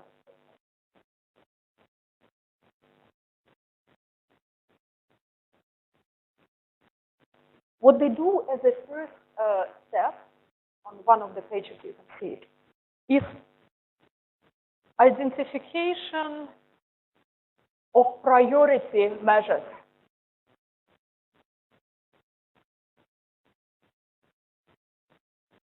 Say you would like at the national level to invest in a particular technology which would be a priority for whatever reason. Naturally, the first step is to list potential plausible actions. Some of them would be with return on investment. Some of them would be costly, and maybe if you take them all together, it would be zero cost, or maybe even overall more. And prioritization process is happening. And say we agreed there that we will focus on a particular technology as our national priority. The second one is very logical. We want a particular action to happen. What you do, you analyze the barriers. You look at the behavioral barriers, institutional, technological, etc., etc. Then, what is happening? You are working with the policy mix. And finally, you are selecting the financial option. So those are the barriers. You can see it in front of you. So what we will do today is really going through this priority measures here. Now, let me very quickly talk to you about this interesting logic, because this is exactly what would guide our exercise today. Say we identified a particular set of barriers. We know it. What we need to do, they are all policymakers now. We need to define the source of, we need to facilitate investment into this selected technology, knowing all of the barriers. So we are at stage 3. First thing that we need to do is ask ourselves where the money for this would come from. Would it be private pockets, families? Would it be World Bank? Would it be the government? So where the money potentially would be coming for particular action. Okay? First, we identify that. Second, we need to select what is called the cornerstone policy. It's a key policy which would remove most significant barriers. Okay? It's called cornerstone policy, which would shift the whole financial market landscape in favor of our action. Then we will put other policies like market-based instruments and information and regulatory instruments to make sure that our cornerstone policy would work. Because policies cannot work in isolation. You have to have information, regulation, funding behind. Logic is extremely simple. That's the beauty of this approach. Now, let us just together try it on one short example, and after that we will go into the group work and exercises for the remaining part of the day until 3 o'clock today. Say we want to develop low carbon emission vehicles. It's a huge problem everywhere. We know that. It's not getting easy. It's getting actually worse. The CO2 emissions and pollution, well, CO2 emissions are contributed on average, 23% globally, and in developing countries, 30% of CO2 emissions are coming from the transport. So, from all perspectives, health or health, safety, sanitation, CO2, all of it is justifiable. Now, how do we do it? Give me, well, let us just go back and let's look at this table here. You have it also there. Let's together go through the logic. You want to introduce low carbon vehicles. Where money would come from?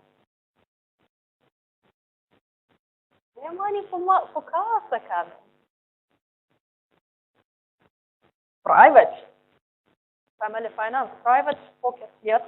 So we identified it's not a big deal. Now, how would you pick up a policy? We are skipping some of the steps logically.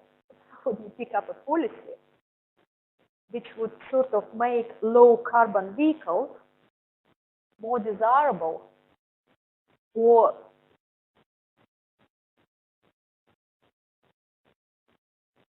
reduction of manufacturing duties? So Okay, and what it gives to you is that indeed, when in 10 years' time I'm buying my new car, I might get into this.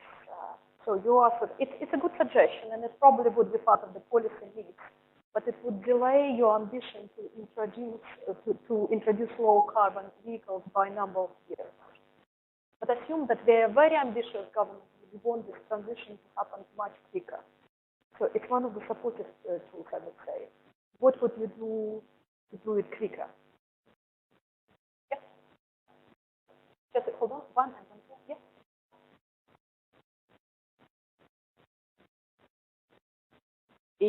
Yes. Getting,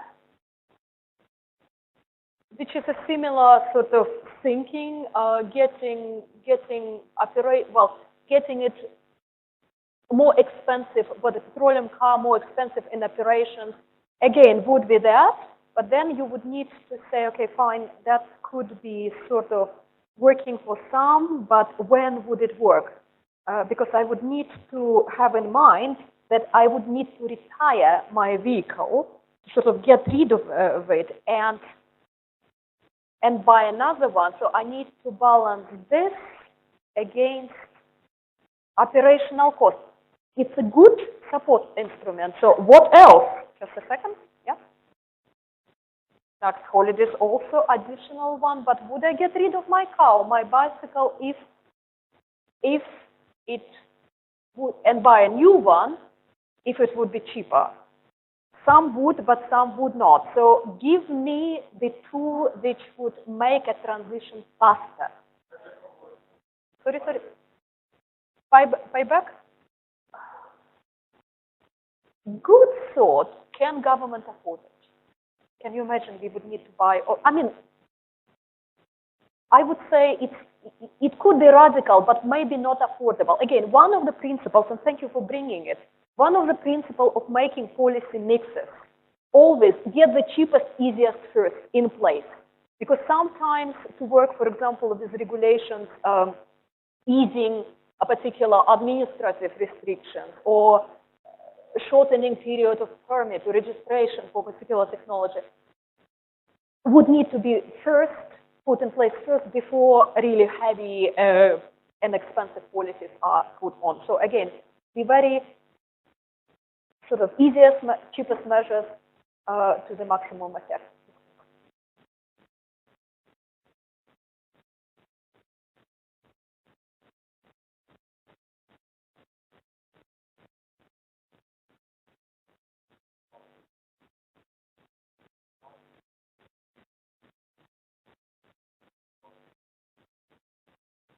Would you please repeat it? Yeah.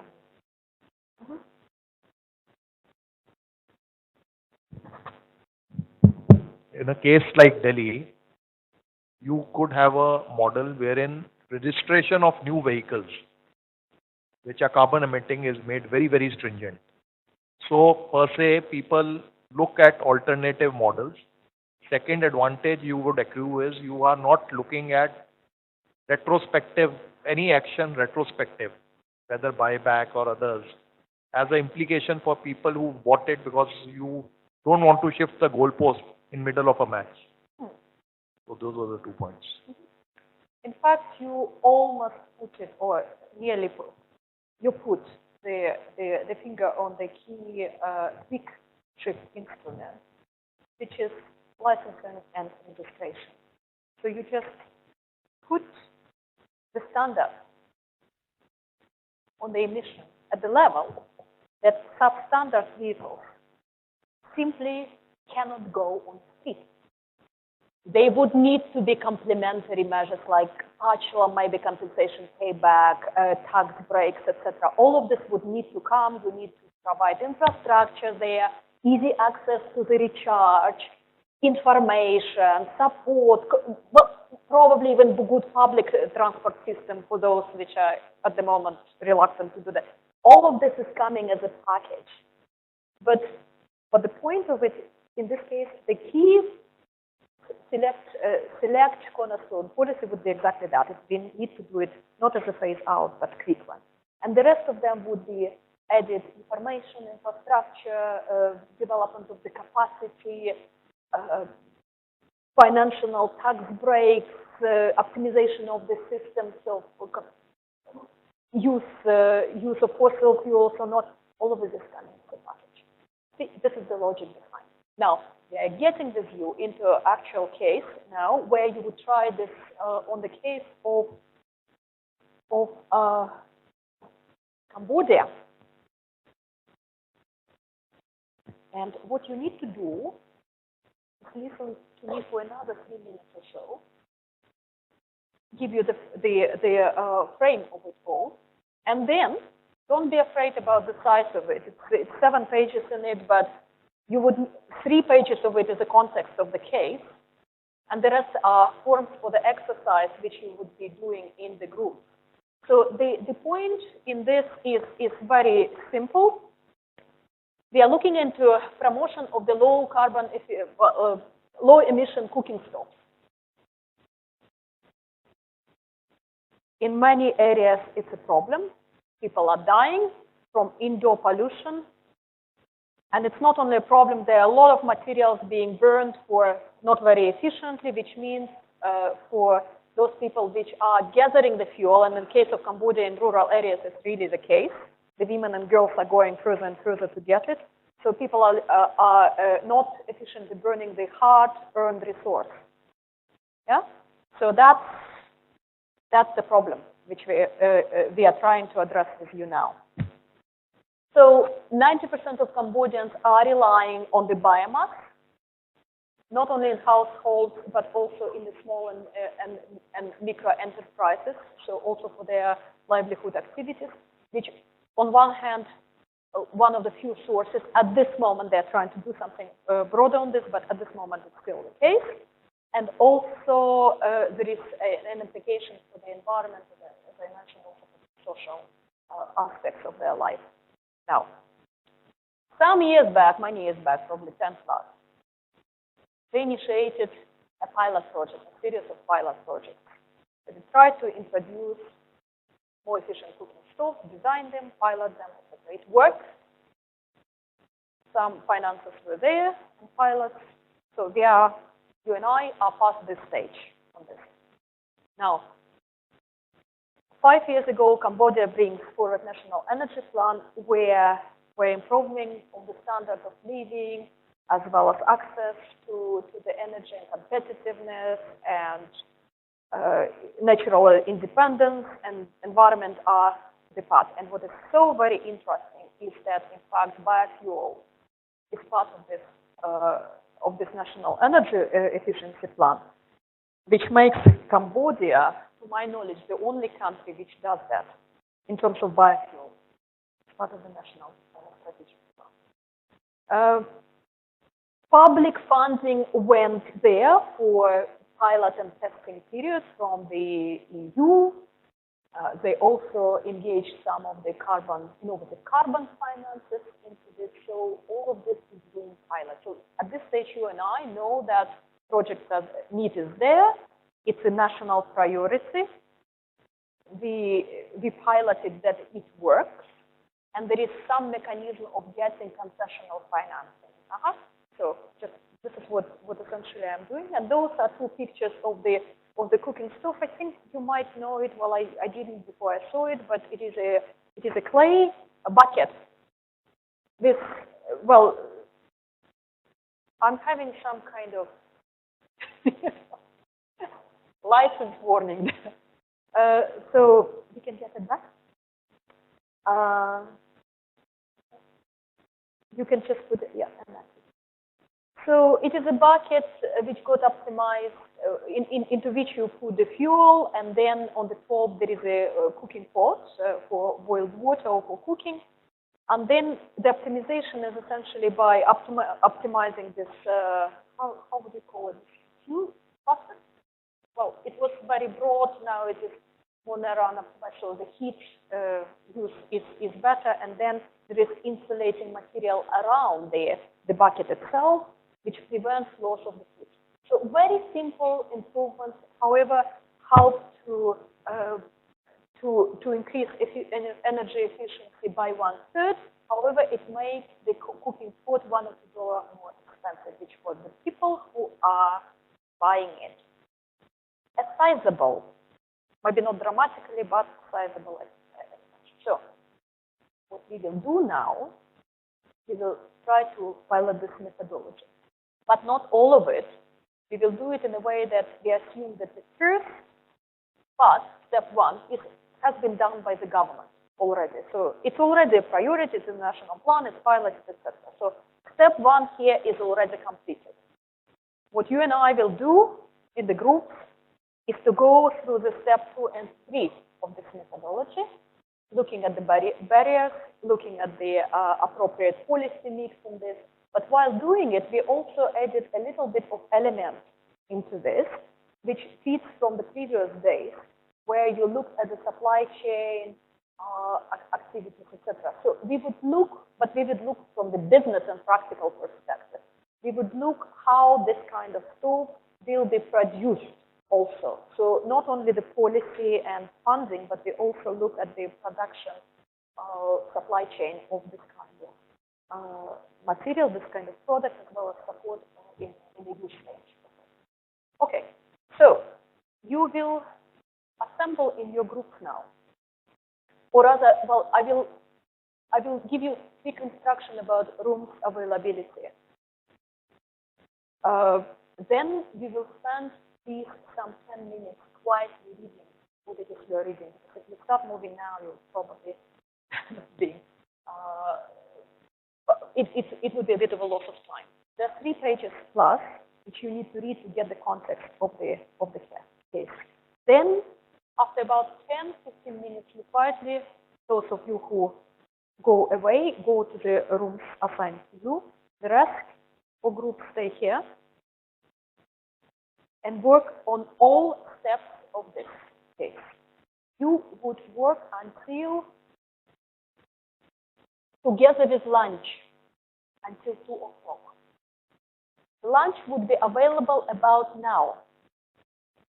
My suggestion is to be clever and not all rush there now, because it would be, again, waste of time. Start your discussion. Come to a particular spot in this discussion.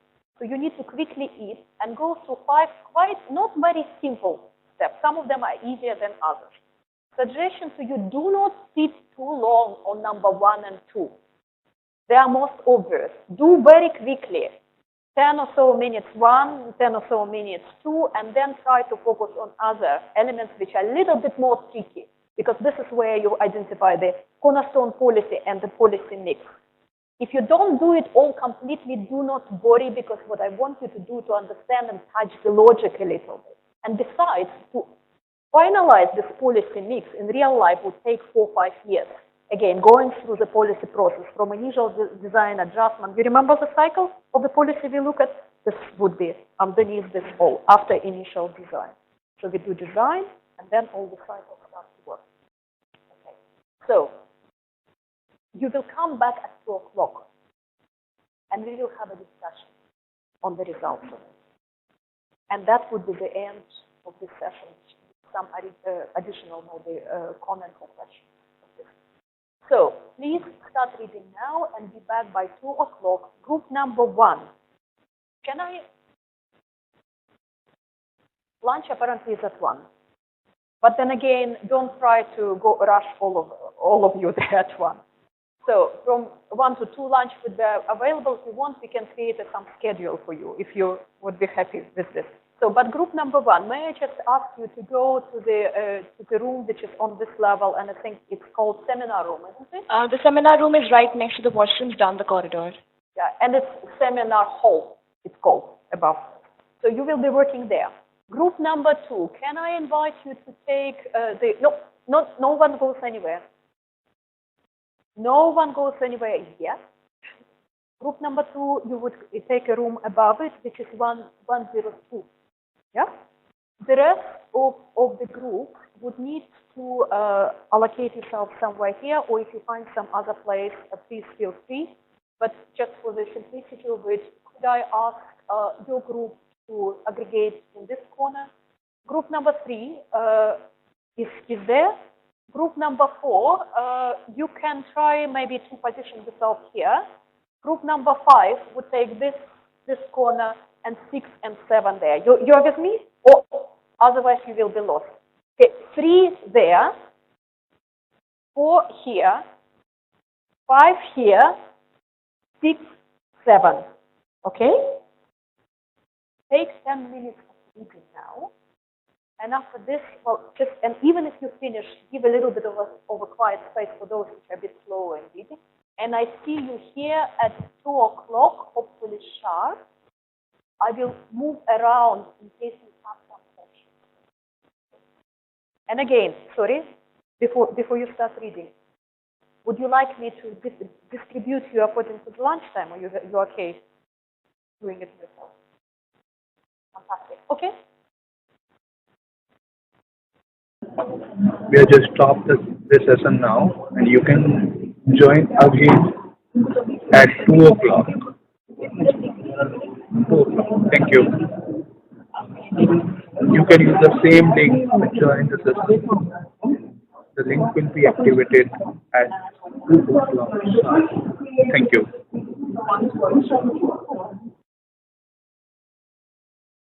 Join us for the reporting.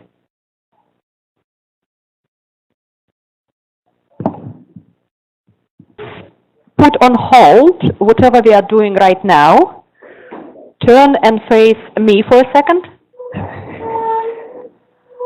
And try to freeze the dissatisfaction that we are not able to finish it right now, but would try to think together in a reporting stage. I understand that there are some remaining tails of thinking, but I can promise to you by the end of this reporting, I will make sure that you understand the logic. And if you don't, come and see me after so we can go through this a little bit again.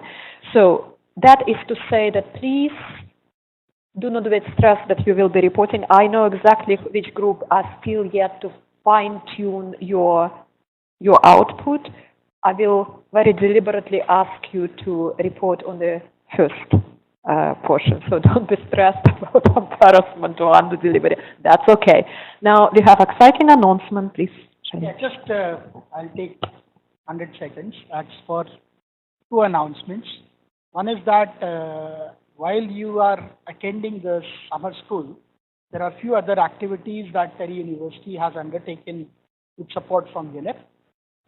As a parallel activity that is going on, it's a formal course that is being designed for some of our students who are undertaking an MA program in Public Policy and Sustainable Development.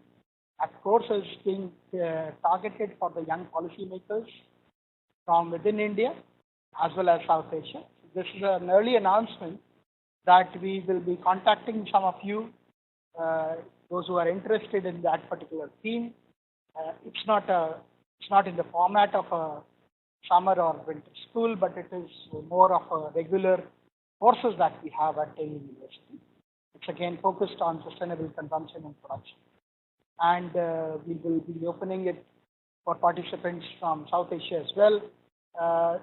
We may not have funding to support the travel of the participants from South Asia for face-to-face attending that particular course, but we will make some arrangements for, let's say, over video conferencing, attending those sessions or classes. That is one. You will just look forward for communication from our side on this, that we will contact. We have the database now, and that is what we will use. Second is we were discussing this today over lunch, and it seems that as part of your discussions and deliberations in BLISS, there are some very interesting cases that you are involved with, or you have been observing in terms of SCP-related cases. So we are planning to even do some level of collation of these interesting cases. We are anyway compiling some other cases linked to SCP. And that is another thing which my colleagues, Dr. Ritika, Dr. Shiva, and Mukta will contact you later on as well to seek your inputs in terms of compiling some very interesting cases that can be coming out as a publication at a later stage. So that is second thing as a follow. And is there any other announcement on the logistics? So if any one of you would like to, share your experiences about either it's about BLISS or anything about what SCP means to you, we welcome you to, make a 1-minute video and submit it to us. So we'll have a screening, and the best ones we will put it on our website also, but also at the same time we will also have a short, video, which is crowdsourcing video on what SCP means or what BLISS means, so that which will be like an outreach from all of us, towards to different people about SCP. So we will be sending you the emails in detail, but request you to also work towards that. That would be fantastic.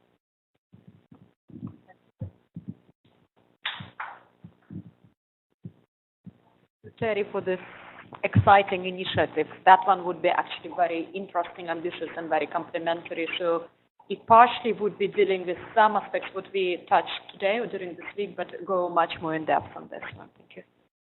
At TERI University, we have this culture that once you are come here, it's not a one-off basis. So we will try to stay like that. It's like Hotel California, right?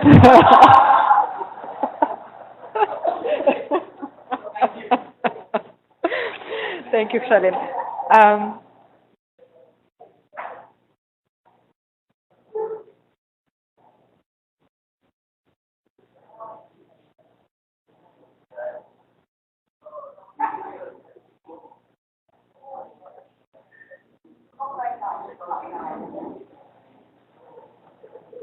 Okay, and back to our sheets or to our policy mixes. So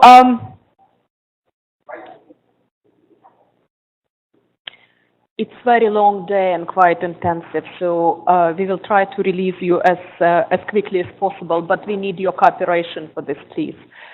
The ambition of this exercise is to touch the logic of doing the policy mixes. We selected the one on the investment or mainstreaming the low carbon technologies, but again, the logic behind would be very much in application to a variety of different projects related to sustainable consumption and production, or at least those which are related to technology mainstreaming or some processes approaches. Now, we said with you that we are the first step here we are neglecting for the reason that it's already been done according to the case description. Okay, government decided that low carbon efficient stoves would be actually a priority. Our task is to do all of the background work to make it work. So we are, as a first approximation, would deal with barriers, but not before we will analyze the potential social, economic, and environmental benefits which come from introduction of this particular technology. And can I ask group which is sitting just on the back to share your feedback on these elements? What are, and I will try to just. So the first assignment has been to look at the list the potential economic, social, and environmental benefits from the broad broad introduction of the efficient cooking stoves, starting from environmental ones, please.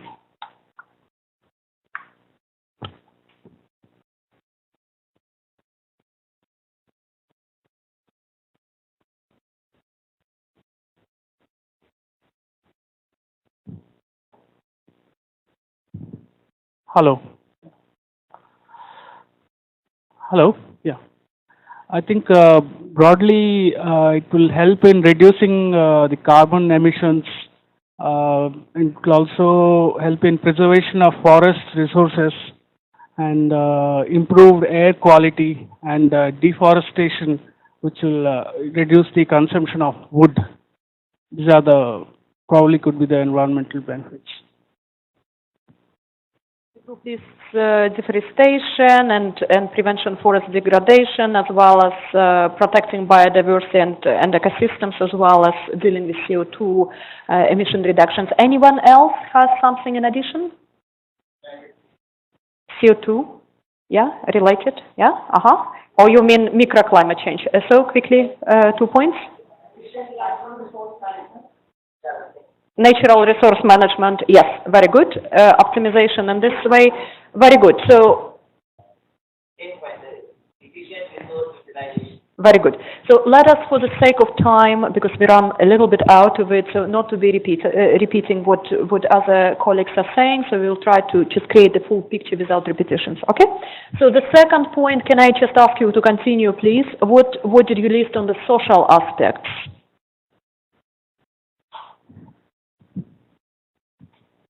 I think changing from wood to the newer technologies will help in better health conditions, and it will increase the life expectancy as the the smoke will reduce, and it will also, I mean, especially in the Indian and I'm sure the other Latin American context also, it will help in women empowerment, where they have to be most of the people who spend a lot of time in kitchen, it will reduce. I'm sure there will be others also. You mean it's alternative cost of time, so it provides people alternative possibility or time for livelihood generation. They can do many other things from the time saved. Okay, all right. Spending time on saved on this process on other productive activities. Very good. Other suggestions, please go ahead.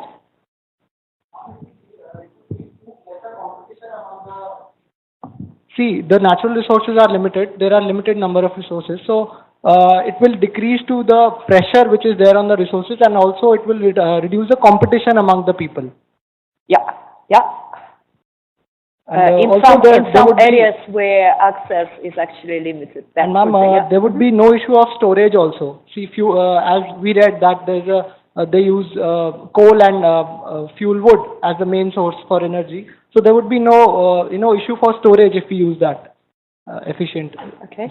I would not necessarily put it as a very strong argument, because if you have a rural community, I don't think that, piling a pile of woods there would be particularly difficult on them. I don't know. I feel so. I think they have, the thing which they have is a bit of a space around their house, right? So, but, well, in some more tightly populated communities, it might be the case. So it's probably not the priority ones. Anything else on this one? Quality of livelihood or life, yeah. How about cost of energy?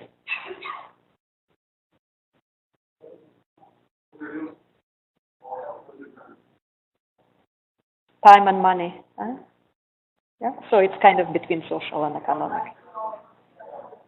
Social and economic. I mean, any of those, they're cross-cutting. So, but how about social cohesion? Why?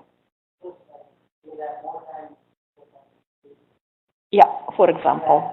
Yeah, potentially, definitely. Yeah, precisely. Yeah, social cohesion, and as we mentioned, potentially alternative means or time for alternative livelihood generation, isn't it? But cohesion, definitely, or somewhere in between, probably, right? So, how about improved technology?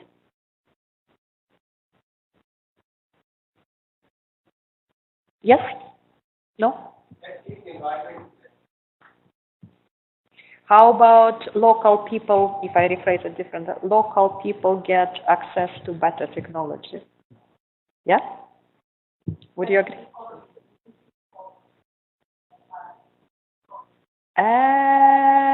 It's not so much cost of biomass. Well, again, I wouldn't argue too strongly about this, but normally issue of access, any kind of access to resource or technology is technically classified under social element, though of course it results in economic results. But if you want to put it under economy, I would agree with this.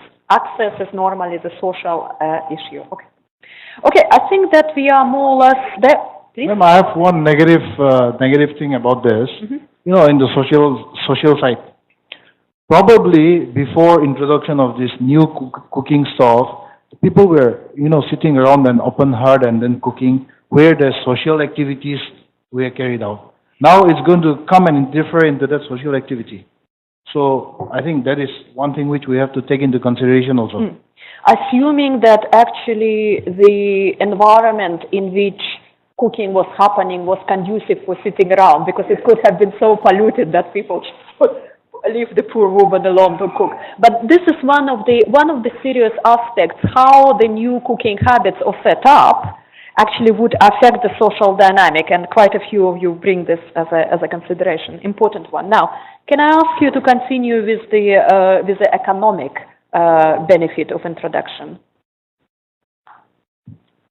Thank you very much to you, Tim. Cheaper, both in terms of time as well as consumption of fuel.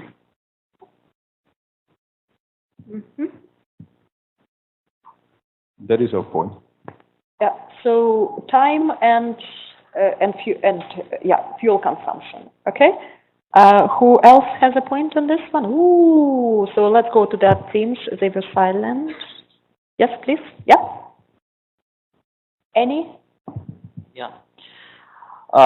It will boost the local economy because it will create empowerment because of new technology. It will a new thing there. And second one, it will improve the quality of life. So people, those having the health problem, like they will not spend money on the health issues. So it will also, from the another sense, save their money. Yeah, definitely. Anything else?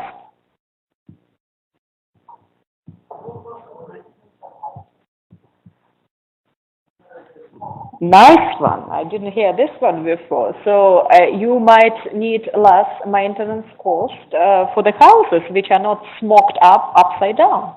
Definitely. Yeah. What else? Anything else? How about saving money on the fuel? Huh? Okay. So it's a, yeah. It can be the other way around also, but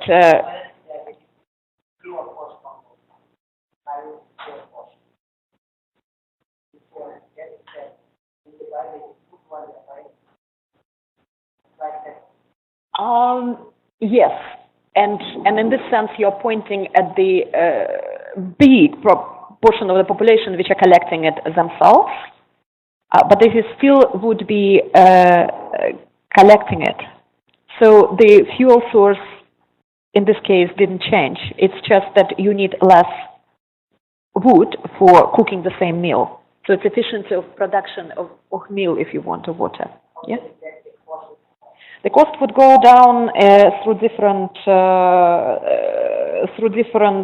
elements. For example, you would, well, alternative cost of, again, generating something in the time you freed, rather than 5 hours on the hiking in the woods and trying to do it, you cook a meal for your neighbor and sold it.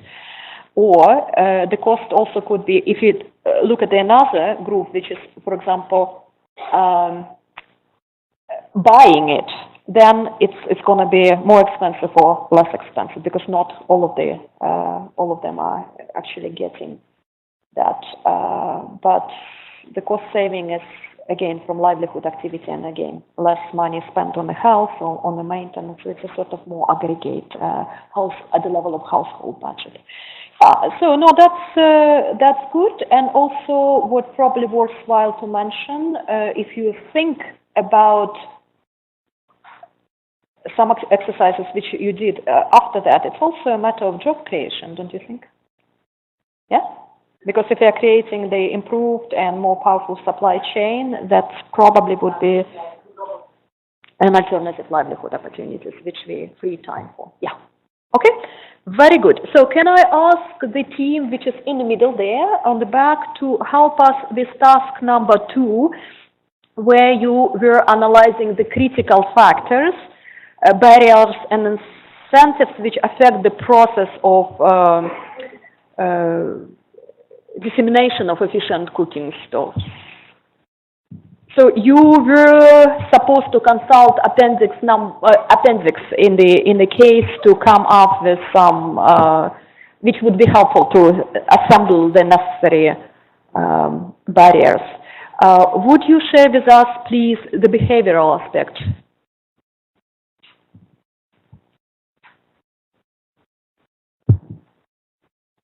Good afternoon, ma'am. The behavioral barrier could be lack of acceptance due to change in taste of food after using the newer technology.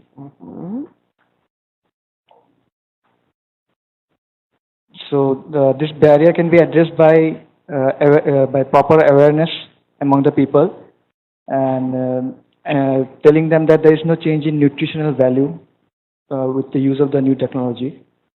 Okay, very good. So the perceived fear that new modifications might affect the taste. Yeah.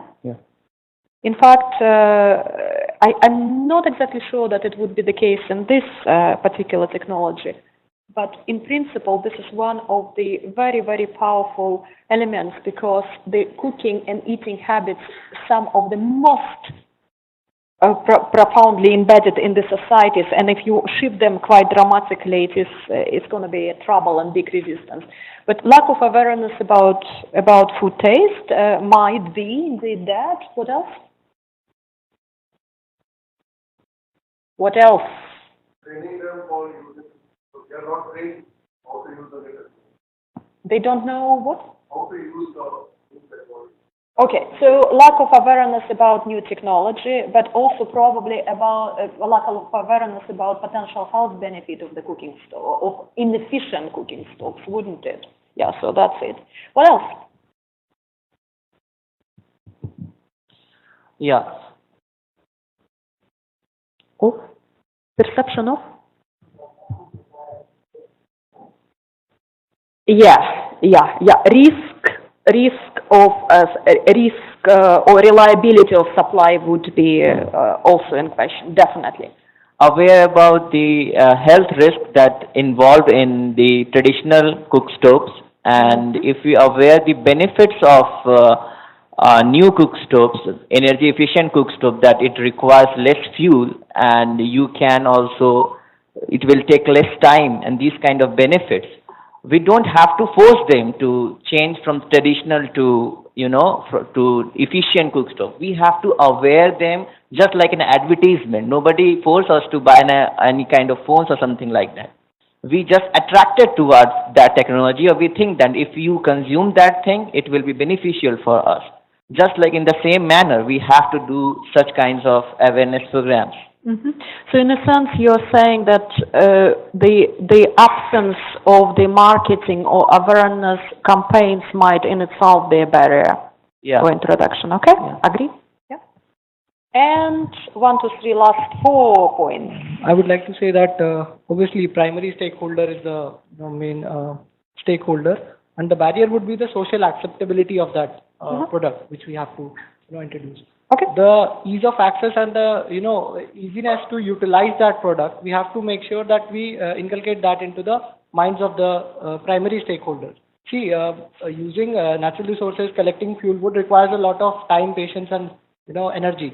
So if we are making them avail a product which is easily accessible and easily usable, so that can be used to remove that social barrier. Okay, what you are talking about is a little bit broader array of challenges, but well, let me just extrapolate what you are saying, that again, awareness about social or any other health or environmental benefits would be advantage or disadvantage for promoting of this kind of product. So can I just ask to stop reflections on this point, and whoever holds the microphone, can you please go into institutional barriers right away? Add something else to say prior to that. One of the factors, as we've seen with the introduction of any new technology, is that there could be a general aversion to the technology itself. So instead of weighing it as a positive or a negative measure, they could just generally be averse to a new product. and look at it with a slight distrust or a suspicion. Definitely. And a lot of them might feel that they don't need it. So even though it's one of the factors is that it's causing less pollution. They might not be able to empathize with that, and they might just feel that we don't need new technology. What we're doing is just fine. Yeah, and that could be very important consideration for potential design of the marketing campaign there, even though in this particular case, I don't think that the change is so very dramatic that it would create big aversion. But as a principle, you're absolutely right. Thank you. A lot with technology. Exactly. And can I ask you, nevertheless, to go to the institutional set of barriers and share it with us? So the first institutional barrier that we saw was one of cost. So the main stakeholders that we figured out would be the NGO JERIS and the ministry itself of Mines and Energy. And there's a multiple. So the model that we figured out would be in conjunction to this question that's asked itself. The way to address this barrier could be the grant that's given directly by the government, or the model that we choose for financing, which we've discussed later in task 4 as well. Okay, agree. So the inability of the financial institutions, as an institutions, could be to support efficient stocks. Would it be the distribution of them or financing, etc. So that's it would be a proven and tested barrier of any uptake of dispersed technology. Definitely. Anything else?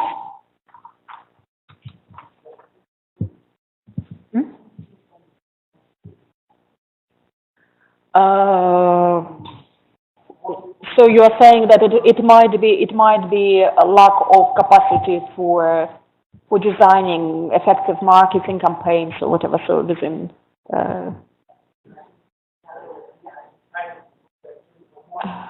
well, it would depend. Aha. Let us return to this in the assignment. Where do we deal with supply chain? Is it number 2 or number 3? So we will come to this one and we'll try to collectively answer your questions. Please hold on to this. May I just ask to go to because I think that, well, the logic you caught, and this would be indeed the key institutional barrier for this kind of situation. So realistically speaking, but it could be for different technology or different situation a raft of others. So, but you could, again, don't make complete list. Let's go through the logic of it. Again, that's the point. Can I ask about regulatory barriers? And yeah, please. See, regulatory barriers are something which will affect both the primary, secondary, and tertiary stakeholders. So regulatory mechanism will affect both the three, but I believe the ground level reality and implementation is a major issue which will come for the tertiary stakeholder, and that can be that can be come over by R&D research. So are you saying that there are lack of certain instruments which would be informing potentiality of such? Regulation would come mainly from the regulation would be from the mainly the tertiary stakeholder side, that is the government and the regulatory bodies. Yes. Yes. Yeah. So the main the main point which they have to consider is the ground level reality of the place where they have to implement the scheme. Definitely. Or the that thing. Definitely. So if that is not there, then the implementation becomes a barrier. I will reframe your intervention in 2 ways. One, I would say that major barrier, regulatory one, would be absence of the regulatory framework. This is one. The second one, second barrier can be design of the framework which is inadequate to work in reality. Agree. And again, I would maybe say, again, feeling on behalf of quite a few of you, for example, the absence of the targets at the national level for introduction of this kind of technology, or for some targets in the biomass use, for example, in this particular case, would be one of the primary reasons why everything is not getting to the desired direction. So we are speaking about goal set up the national level plus the whole mechanism to implement it through the policy framework. Thank you very much. Can I ask the next person to speak about technical? Yes, please. Yeah. Yeah. Yep.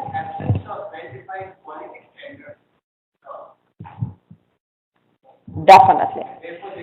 Lack of standards for the improved stoves would totally or potentially jeopardize the whole implementation process, because if you cannot guarantee the quality, or if quality is not somehow specified or communicated in some way to the consumer, you will fail sooner or later. Definitely. And in fact, yes, please. And it should be easy, just like a energy rating, and should be easy in process, so that manufacturer get easily just these kind of rating. This should not involve so many of cost and you can say legal paperwork and license. In case of license also, we don't have to take different kind of license from different corporation or something like that to make these kinds of to promote manufacturing in this sector, to promote So in a efficient cook stoves. What you're saying is don't overburden with different bureaucratic processes, whatever they are. As a general principle, I agree with you. In this particular case, I don't think we actually are facing this risk, but as a general principle for different kinds of processes or technologies, it's a very important consideration. So again, think about the last point made by our colleague here is in fact, well, the second last, one of the key ones when we work on this case, the quality of performance and this kind of things. Now, technical barriers. Who would, please? Can the manufacturer have the carbon credit for the whole, and the whatever the credit he is getting, that fund he can utilize for the benefit of the society? It depends who is your manufacturer and if he can afford it. Can again, well, because we did a couple of questions which would be probably best answered in the next exchange, where one of them is who are the promoting the good news about the product, and another what manufacturer is doing with the income, whatever, and who are the manufacturer.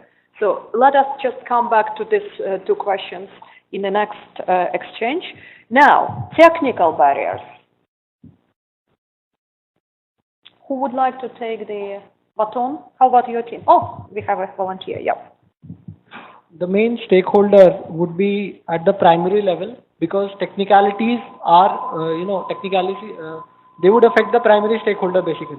So we have to make it, easily usable, easily accessible, and less technical, so that the primary stakeholder is able to utilize the resource to the fullest. Who are the primary stakeholders? The primary stakeholders are the people who gonna use it. Yeah. So can I just suggest that when you speak to the person who doesn't know the jargon or doesn't know this jargon, you become a bit more specific. So the users? Yes, ma'am. The users would find it easy. Yes, ma'am. And user-friendly. There will be a technical barrier for them. Yep. So the simplicity of use, definitely, one of them. What else, please? Well, ease of maintenance, simplicity of use. Two points here in front.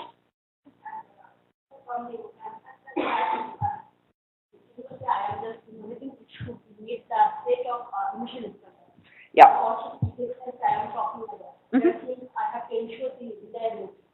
Right. With your permission, can I put it under regulatory? It's related to technology and performance, but probably setting the standards and reinforcement would be with the regulators. In the sense, absence of such kind of actions, you're absolutely right, might jeopardize it. So let me summarize. We said skills. We said comfortable use and simplicity. We said very important point about maintenance and skills for production and maintenance, I assume you mean. What else?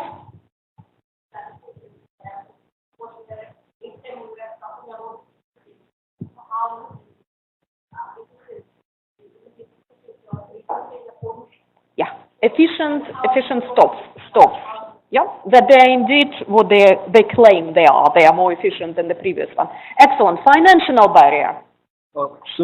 Stepping back just for a second, one thing that could be a possible overlap between regulatory and technical could be so while there was obviously what he said, maintenance, safety instructions to be provided with them. So safety guidelines that could be issued with the regulator, or as what could be a technical part would be safety instructions that are supposed to be provided as per the technical team. And that could be instructions or fail-safes within the technology.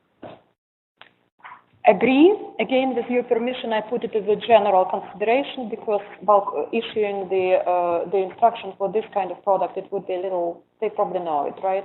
Because the modification is so minor in this particular case. But overall, yes. And making sure that it is accessible and not overly complicated, that, you know, like with instructions, we know. Thank you very much. Financial considerations. Yes, what means exactly what for our product?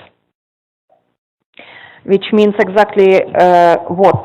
They say, I like it. So what's the problem for me to get it? Like upfront cost. Yeah?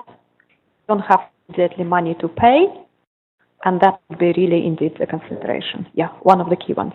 Thank you very much. Now we are at the task number 3, quickly moving towards our capstone discussion.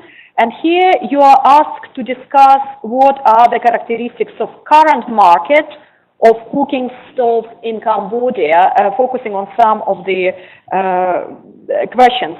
The first being, what models of the stove would satisfy the customers? And how would you conduct and finance the market research and product development? Again, when you comment, please keep in mind reality. And reality is, this product is not a product which I would run in my multi-story apartment, yeah? And this is a product which is run most probably in a very poor community, and a very basic one. And this is a product where these communities could be quite remote or not. Okay? So having this in mind, can somebody take the risk to answer this question? So, what models needed and how do you conduct market research and finance it? Yeah. Our group basically worked on a model. Our group basically worked on a model that it is, firstly, the risk involved in this is huge for a private player. So it has to be a public-private partnership. Roughly, we worked out the total requirement of households, seeing the population and the rural population being 80%, works to 3 million stoves which are required. If you work that out, the requirement, if it is worked out with a company which is ready to take that risk, where the government has 20% stake and 80% is of the company, it works out that about 20 lakh initial stoves can be developed as a pilot project in select sample groups.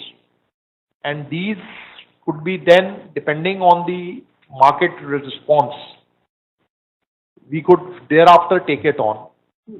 Whether if it is acceptable in the same form, it continues. If it is not, then some modifications are made to the product, initial product, to make it more acceptable. And overall, this whole process has to be a public-private partnership, wherein the big player who is going to support you is given complete access to the market for a defined 3 years or 5 years till the market doesn't get saturated. As you rightly covered the point, risk. Whoever is ready to take that risk, he is given access to this market.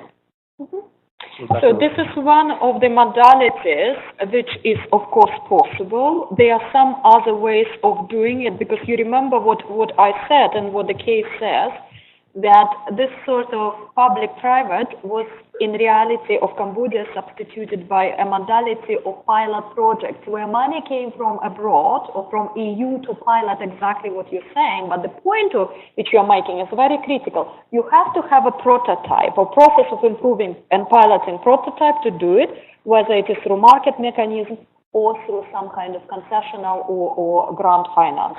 Yeah, so prototypes have to be there and piloted and tested, definitely. What else? Please. So this is the first question. What models of the stoves would satisfy the customer? So the models should have local look and feel. They should be usable, something which they can relate to. They have been using for some time, so it has to have that very local look and feel. Otherwise, the acceptance would be difficult. So the models should be designed on the lines which have a look and feel familiar to them, and not something strikingly different from their earlier use. I agree. So in other words, we are talking about in a broad sense about quality, and quality in terms of acceptability, but if I must apologize and it's side comment. I would try to take over some of your intervention and fill in, again for the sake of time, because we need to finish this session in 20 minutes and we have a long way to go. So I would take some from you and some I would fill in. I hope it is okay.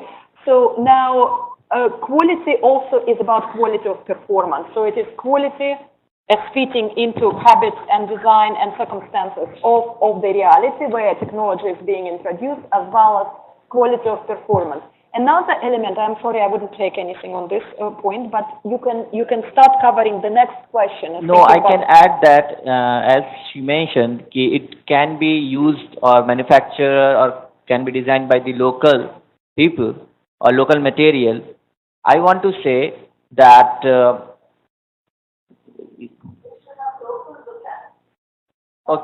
look and feel. Okay, I'm agree.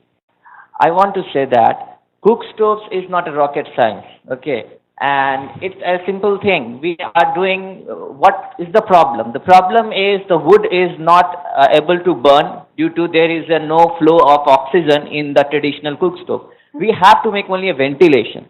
If we're able to ventilate and burn the wood, it will be okay. Then the efficiency of the product or cook stove will increase. Okay.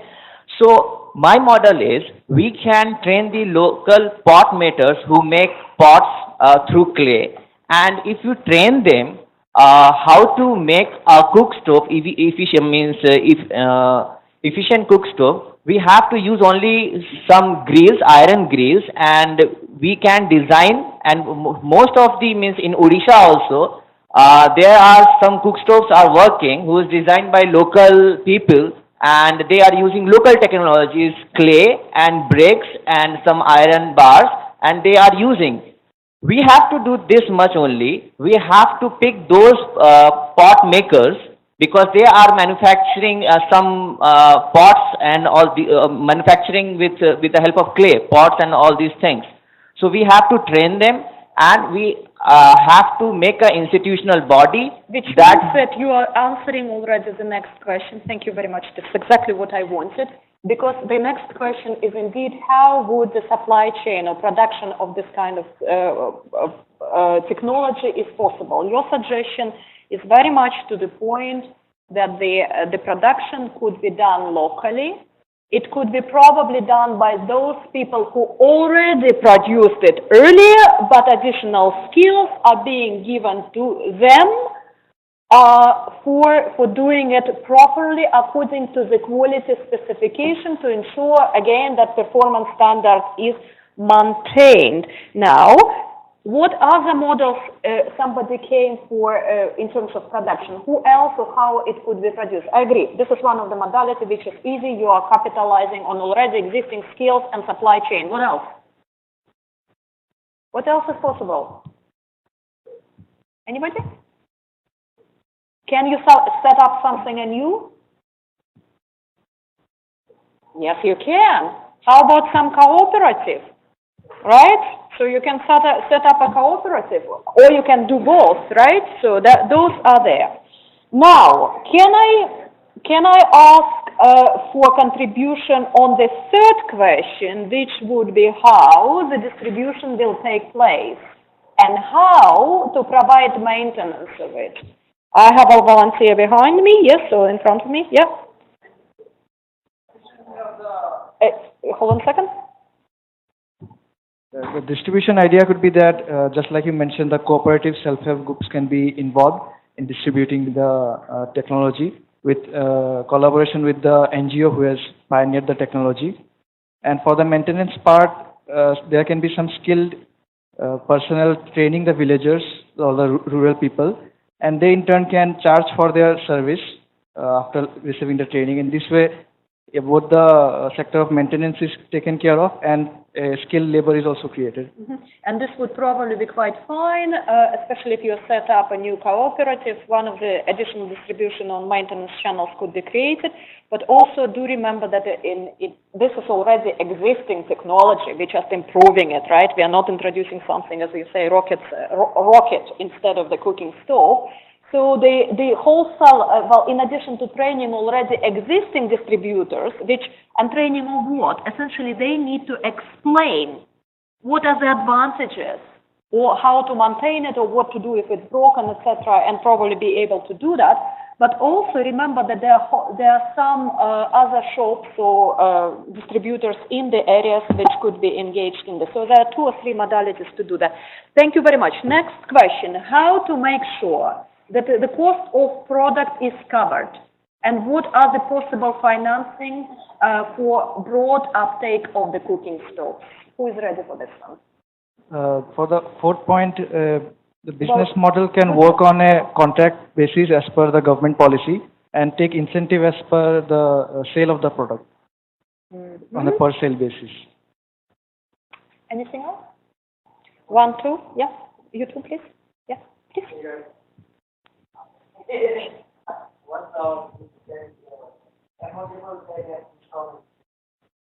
Yeah. Okay. Yes. Microfinance. Yeah. Very good. Yeah. I had covered in the initial that the way we will make it is that we will initially give it for a trial period of 1 month, wherein anybody who uses it and completes for a month, he will be given some item like food in exchange. So you are getting some positive thing in return. So this encourages people to start using it. Secondly, as far as the companies are concerned, the moment the companies start getting a demand, which will be set up as a community cooperative in the village areas, they get access to the market. Government will slowly pull out, and it is a private venture. And after it is break even is achieved by the company, thereafter, to ensure there is no monopoly of single company, some other companies can be given access to the market. Well, it's yet another model which is possible, and also, of course, in addition, what one can do is to do price installments. So payment could be in small portions, or all possible variety, which are piloted in the case of some other products which might not be immediately affordable. This is one of the sort of public-private modalities which you coherently develop. Now, the last question here: what are the factors except price that will affect desirability of the efficient cooking stove? What will define market saturation? And 2 or 3 aspects you already said. You said it is fitting in the local habit or not fitting in the local habit. This is one, sort of local acceptability and pleasantness to cook who is doing it. What else? The other factor affecting the desirability could be the complexity to use and maintain the new technology in the beginning. Yeah. So if it leads to its quality promise or not, if it delivers on its performance. What else? Yes, that would be well, but it would be in a long term realized. Yes, yes, definitely. What else? They are using traditional cook stoves from last hundred of years, so they feel that they are okay with it. Change means behavioral change is a very much questionable thing that they should not. Basically, we find that in rural area, people not try to change what they are using. They think that people are making fool of them that we got lungs cancer or something like that. They are living 80 years or 90 years of life. They have no problem in the health regarding problem. How do you know? I'm sorry. In fact, Yeah. this is very. Yeah. You and I are not living in this house. I'm sure you and I are not coming. They and you and I don't really know. And they and I have actually putting so much attention. There are 4 million deaths associated with every time you because we don't want to come across as arrogant, especially when it comes to development. It's about they and them and what they want or how they unless we have very strong data. Yeah, we are also conducting solar energy awareness program and cook stoves program in a rural area, and we are also providing the data that according to the WHO, if a person means living in a kerosene fumes or having indoor air pollution for 4 hours, there are 1.6 million deaths and every second one life lost. When I speak to them that these are happening, they are saying no, these are not happening. Means they really stick to their mindset, and it's very difficult for us also to change their behavior.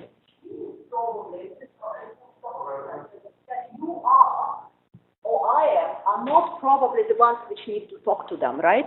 If you no, but this is very very serious question, which a lot of corporations which are going for this concept base of the pyramid or bottom of the pyramid, Prahalat and all, trying to include 4 into the supply chain, are battling now for some 5 to 10 years, and the question is how do you convince people which are working or living outside of the conventional market relationship?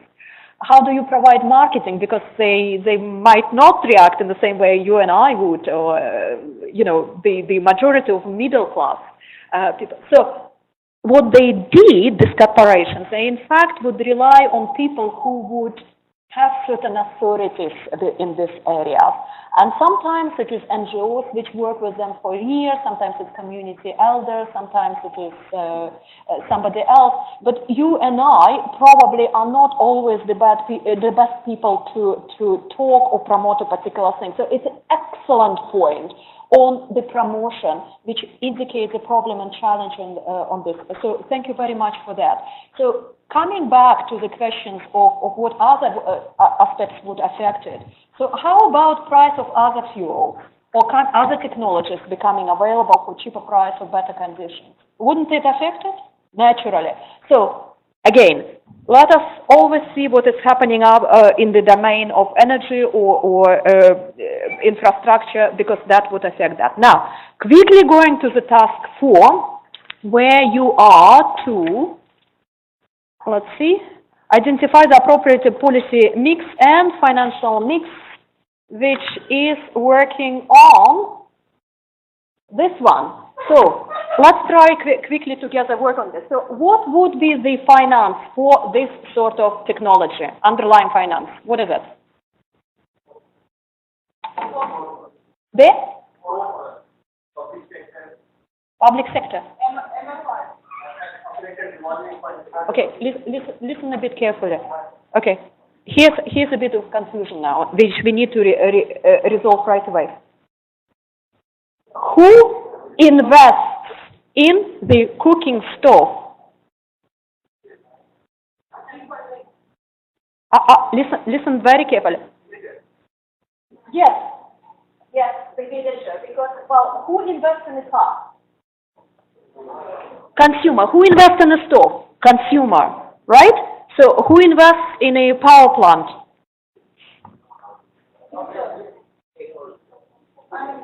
investors over higher magnitude, okay? So be, again, very careful. When you think about this, you want a particular technology to be purchased massively in the whole country, whatever it is. It could be efficient air conditioning or microwaves or whatever. So first question is, who buys? Where the money for the product come from? This is it. Underlying investment in the product we are talking about, in the technology, in the cooking stove. Private consumer who uses the cooking stove. Fine. Okay. You said that there are certain barriers for this consumer to pick up this. Okay. What is the problem? The basic one. The major barrier. What else? What is absolutely key? Yeah. Because would I have access? Well, mindset, I would buy and try. Yeah? I don't quite think that the shoes are my style, but I buy and try, you know? If I don't have these resources, it would be a possibility. Upfront cost would be the major problem, the major barrier, okay? So it's considered to be expensive, even though it's not that very expensive. We speak about very poor. Now, to move this out, this major barrier, we designed the key policy which would remove it. So, this one. What is a cornerstone policy which removes this barrier of current unaffordability and enable our consumers, all hundreds, thousands of them or millions, to start buying the cooking stove of our more efficient standing? So, what is the cornerstone policy here? Okay. You say subsidy. Hold on a second. Subsidies. It's difficult because, well, subsidy to who?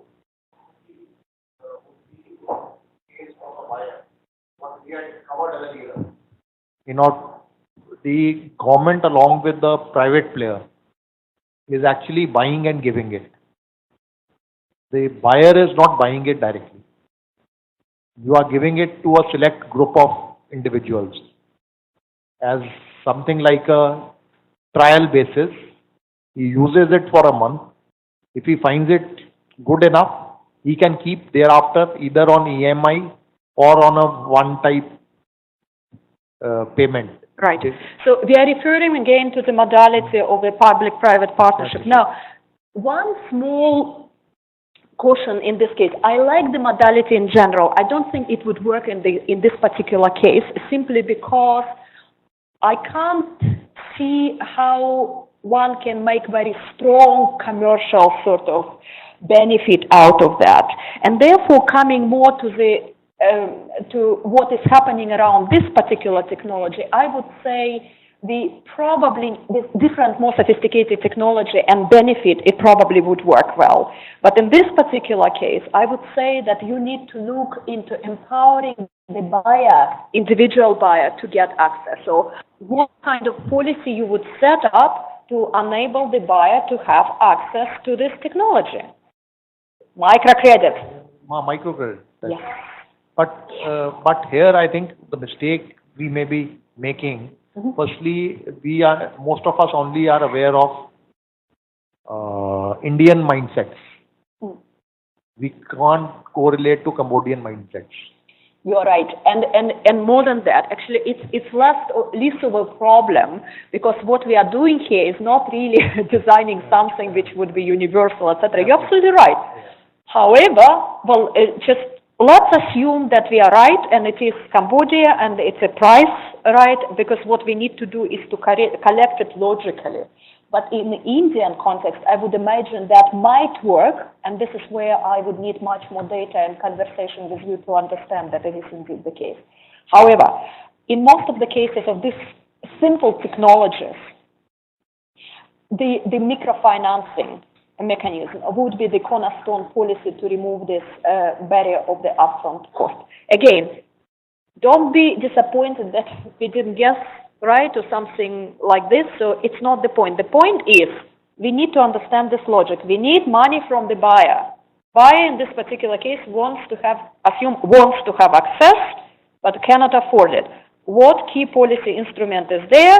We agreed it's microfinance, which is doing it. What other instruments are necessary there? Can I just invite you to maybe comment on some of the information and regulation tools which would support uptake of it? In addition, say we have microfinance, what else needs to happen here in this quarter? What would you put there?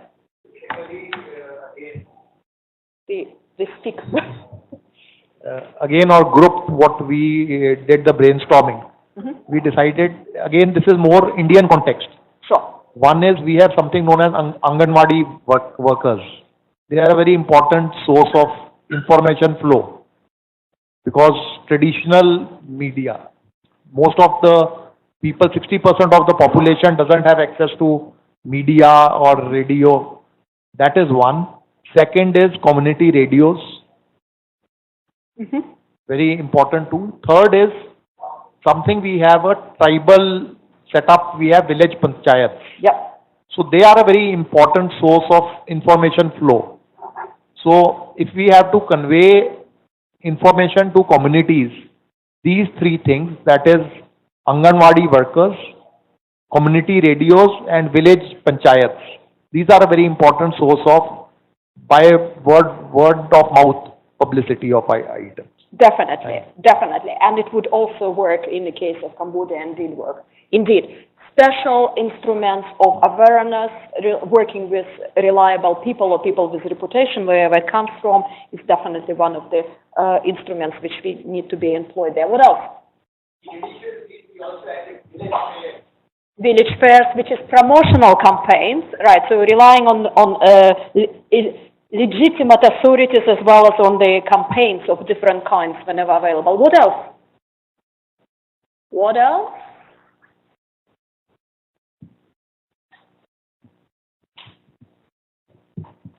In our case, we wanted to come up with a village council act, because these will be predominantly used in villages. So not either, but S on the case basis. One is Village Council Act, the other one is Self-Help Group Act.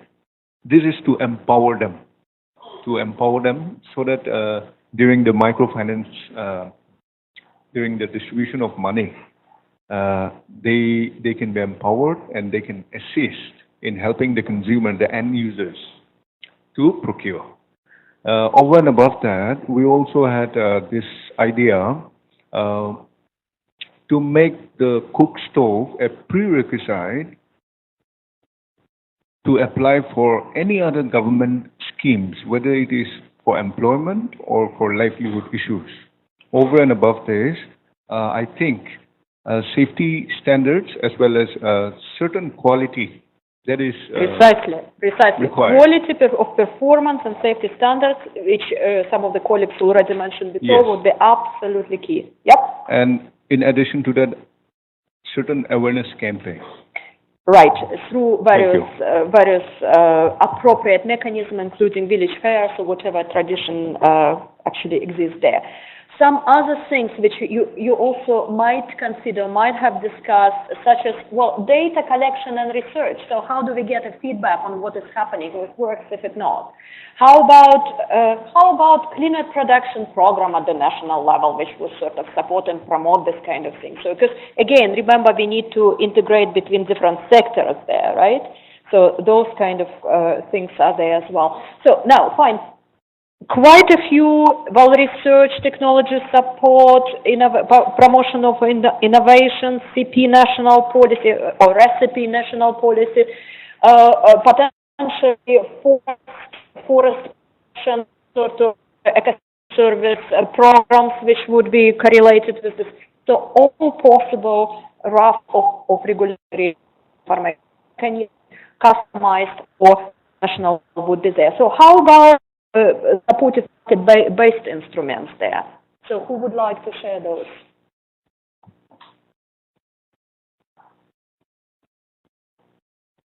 Tell me.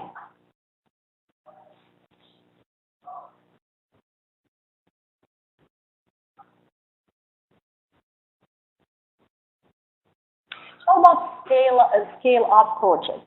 So it's what our team is saying. So you sort of said you did it from the beginning, but imagine you did an invention and you want to go for something like this. You would go for scale up project like you proposed, public-private partnership. Well, that is something which could be mandated through the financial policy support. Yeah. So that's already it. You put it as a business model, but it also, it can be also essence of the policy which promotes it. How about tax relief? Especially for those, because remember, you can produce it locally, you can also bring it in the country, efficient stocks, right? So you can get tax break also on the import, through the import taxes, aren't you? Yeah, what else?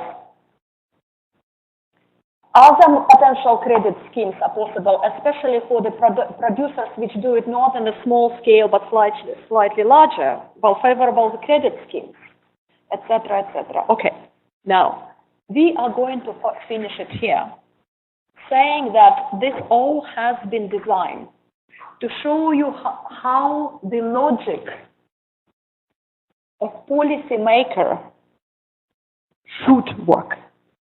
If we are to put together a coherent policy framework to achieve certain ambitious goals. Forget now about funding. So you want, say, a particular goal to be achieved. You set up the goal. Then you need to identify a barrier and prioritize them. Then you pick up 1 or 2 or 3 key policies which in principle should remove those barriers. And then you're adding different types of instruments which would finance this policy. Okay? Because those are on the upper corner there. Those are financial instruments to get money to finance policy, not to invest.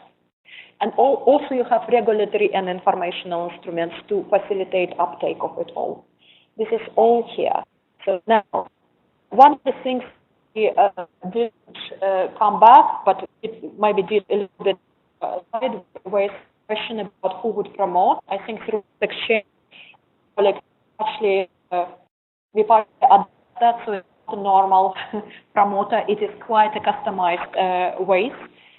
We also, to some extent, probably addressed the question which came from the back about who would produce and how their capacity would be built, etc., etc. Now, I don't think we would have much time to go back to the can I Sarah, do we have this worksheet where we looked at the learning expectations?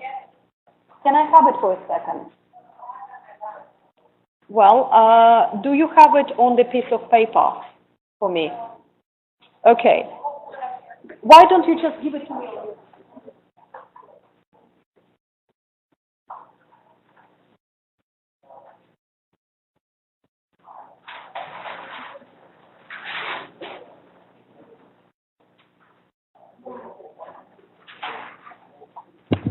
Okay, we are now coming back to the finalization because our task for today to look at different policy frameworks and play a little bit with this is done.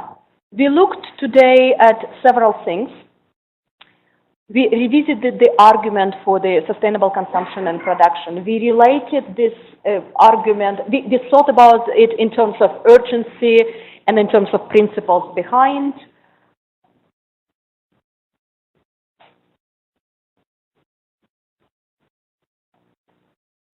We also looked at the challenges for upscaling through designing the policy tools and instruments which are going beyond demonstration projects and really gave a little bit into the mindset and challenges of the policy making, which is quite complicated, should go with input from different sources and different stakeholders.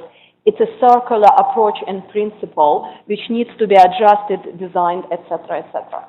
This is the list of your initial wishes for this session. Some of these were addressed, some of them touched upon, some of them were neglected. So we looked at the policies of the SCP in the context of policy mixes, toolbox and frameworks, which are not necessarily going under the umbrella of SCP, but sometimes green growth or green economy or sustainable development. But by relating these 3 or 4 concepts to each other, I think it should not really create much of a problem for you now to, identify what is what. You wanted to speak about stakeholder engagement, so I don't think we gave too much time to the structural approach, except showing that in the policy-making process, it is absolute key element, because no matter how beautiful policy is, unless stakeholders are blessed, engaged, and supportive of that, so nothing is going to happen. That's just going to be a fluke. We didn't get some specific focus on post-consumption. I'm sorry about that. If you're particularly interested in this, I could be able to give you some reference to this, but the time was far too short for any of that. Making policies. We looked a little bit through the logic, and you played this exercise, which is about making policies. Some principles are there. Challenges of mainstreaming.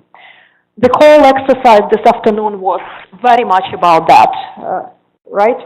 So we did not look at the traditional knowledge and customs in policy making. I declared it from the very beginning. I'm happy to make an introduction on this, but this is extremely challenging and very important. But there are special instruments designed to do it, not through only through the stakeholders engagement, but really having a special documents or special policy approaches and strategies to do that, to really secure the interest of the traditional communities or return on traditional knowledge, fair distribution, compensation practices. We did not look at the indicators for the policy making, except that we acknowledge that those sort of goals or targets, not necessarily more specific indicators, are already embedded a little bit in the SDGs, but this is again, something which we couldn't cover in the context of today. It would be too much. Integrating SCP in quality of life. So again, not explicitly, I don't think we've done that. And process of policy making and improvement, again, we touched this through the circular one. So to some extent, your questions may not have been answered in detail, or you didn't get real tool to act upon that. But I hope that the whole day today gave you a little bit of a sense where your question feeds into the broader array of questions and policy making and actions on sustainable consumption and production. So this is a minimum we can do in a very short, less than 5 hours time, day to day. Okay, with this, I just will take a couple of questions which are clarifying right now, because the more detailed ones you are very welcome to send to me. I'm going to leave my email address here. So please feel free to contact me. But any quick reaction or clarification which you might want to receive right this moment. Yeah. So this is email to contact me. Any questions, wishes, suggestions, very quick reaction.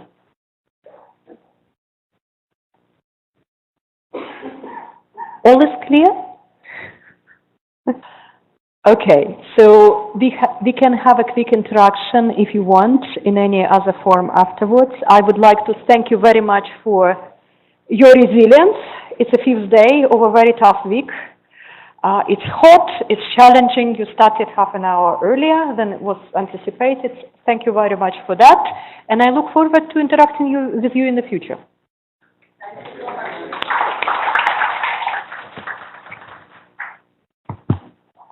Thank you so much, Zinaiba. It was a really great day, and your talk, as always, is informative and well-rounded. We thank you for that, and just as a small token, why don't you give it another round of applause?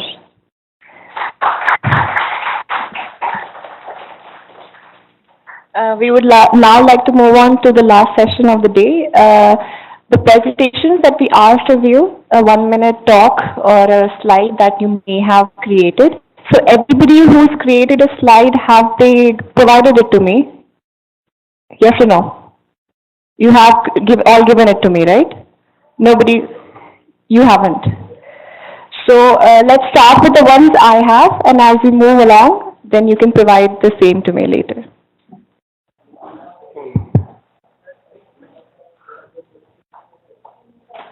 We'll be calling out a first name shortly. Sir, can you tell me the first name? Sukita. Sukita, can you please come up and do your presentation? We'll be putting on your presentation now. Good evening, everybody. I'm from Sri Lanka. I'm Sukita Ranasinghe. First of all, I would like to thank this team and the TERI University and also the collaborating agency of this program unit for organizing this effective program.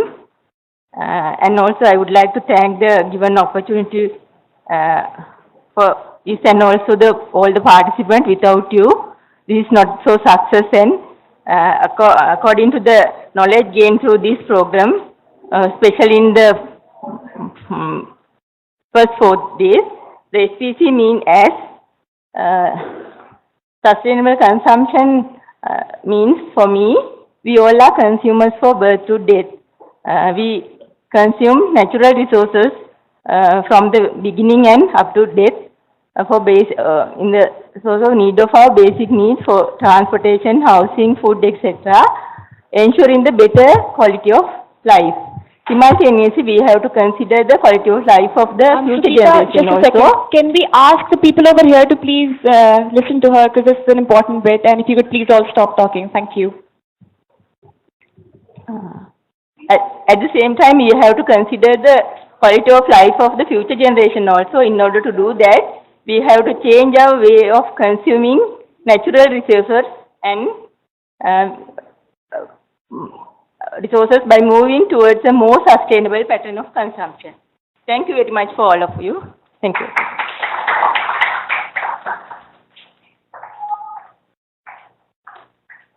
Can we have the next name, sir? Stephen. You'll have to talk for 1 minute. Good evening, everyone. After coming to this seminar, few things which I've learned is like totally about the sustainable consumption and production. It's a very important key factor which we need to understand for the promotion of the social and economic development for the country, and as well as for the challenges which we face to implement this sustainable consumption and production in the business strategies. That is one of the most challenging thing which we are facing right now, because most of the business people, they just think about making the profit, and as well as about the green retail, which is especially related to the Indian food and beverages sector of India, and as well as the waste and management techniques which we saw while visiting that Sulabh complex in New Delhi. That was an important thing which we learned about the new technologies and things, how to in a very sustainable way, how to go for the best option for this removal of open defecating, and as well as the implementing innovations and technology solutions for a sustainable development. Like we heard from a ma'am, that Balakrishnan ma'am, and as well as from the Surya projects, that Mr. Shikhar Jain, who talked about the Surya project. That is also a good thing which I learned from here, like about the innovation which TERI University is involved in, and as well as related to the MSME financing network and green financing, through which we can have the support of like for the NABARD bank, which sir told, and also the intermediaries which help out for financing the things for this MSME, and also the policy planning and decision making process, which we heard just now, and it was really a good time. Though I'm just an tech student, I'm not so good like you people, but still, what I learned, I'll surely, I think I'll implement. It will help me in the days to come. Thank you so much. Thank you, thank you. Basically, you have to spend only 1 minute and also one idea. That's it. Not to read the entire slide. If you can just focus on one point of your slide, that would be fantastic. Can we have the next name?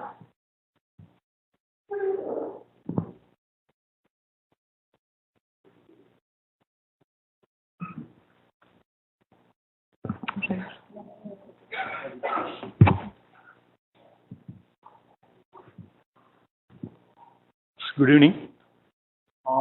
This is overall learning of mine. Basically, I am working in micro level of projects in a state. So, I am mostly interested in rural enterprises and rural agriculture related projects. So, what my learning is, the entire thing is like this. I am mainly focused on local economy. If you promote that kind of activities in traditional way of, including some technical advantage, we add some technical advantages which we learn from other areas, it will definitely develop our society, because more than 80% of our population is unorganized sector and more than 50% are in agriculture sector. So we need to focus on local economy to promote the livelihood opportunity in the light of SCP. Thank you.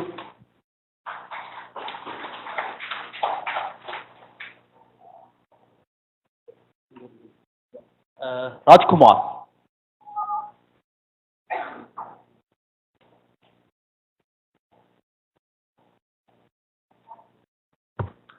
Of course, we have learned a lot in the past 5 days. But the thing which I would like to carry from here is the knowledge gap. For the 5 days, we have been talking about production, consumption, and recycling, all these things. Even while talking about solid waste itself, people have talked about production and other parts. But we haven't focused on post-behavioral pattern. So that is the knowledge gap which we are having. We have to do research on that particular field. Particularly, almost all the developing countries are, take for example, China is producing 32 kilograms of solid waste per capita production is. And with regard to America, it is 27. And wherein India is very meager, that is 3.2 only. But the issue is highly intensive in India because of this improper disposal. So I think we have to focus on this particular aspect. Thank you. Thank you. Thank you.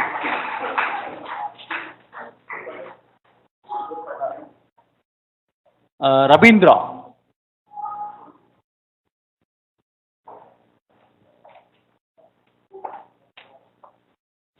My name is Ravindra Singh Lama from Ministry of Population and Environment, Nepal. SCP is one of the important principles for the environment management. Then second, it helps the consumers and producers to learn about how and why the service and products are sustainable. And three, it creates pressure for the development of the sustainable environment guidelines and policy. Thank you. Thank you.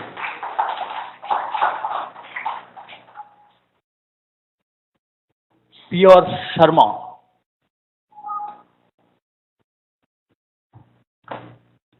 Good afternoon.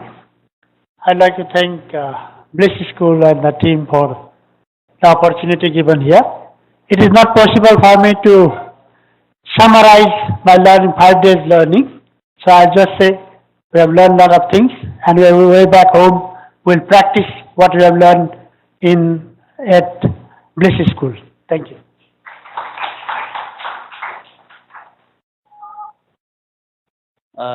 Norbu Wangchuk.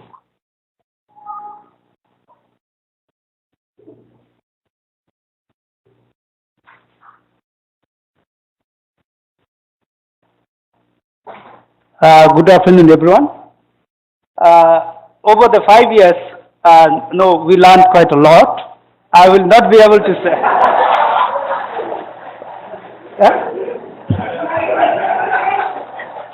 Sorry, I said 5 days. So I may not be able to summarize all this learning within a minute.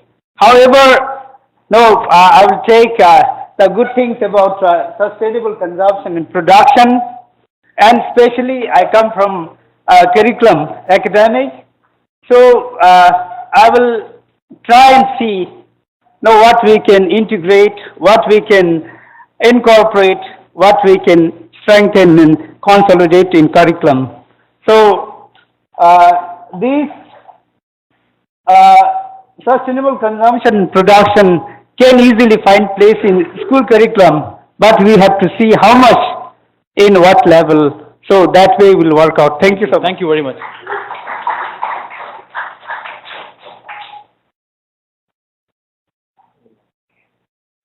Dorji Pelsang.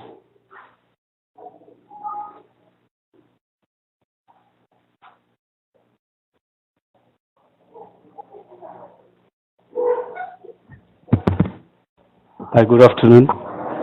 I think my presentation is very precise, and I think SCP, first and foremost, I think I should implement at my home. The main reason why I'm saying is this, the we-goodness, the character of we-goodness attitude, Why are we earning? Why are we earning? What for? Just to fill up your stomach. We just say like that. But coming from procurement background, I think after going back from here, I think I'll more focus on resource efficiency and sustainable and green public procurement policy. Thank you. Thank you very much. Thank you very much.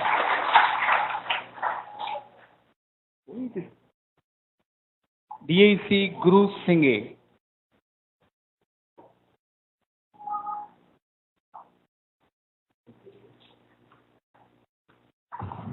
Good evening to you, and I will take this opportunity to thank TERI University and UNEP to give this opportunity and the hospitality. Actually, I mean the sustainable consumption and production is our responsibility to manage our natural resources by reducing the environmental stress. And also, when you are talking about the policy suggestions, I think apply polluter pays principles and extended polluter responsibilities are also important, and integrated scattered policies to the one policy is also important. Thank you very much. Thank you very much.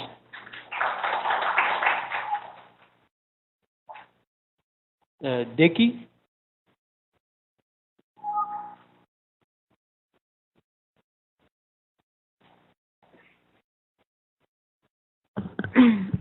Good afternoon, everyone.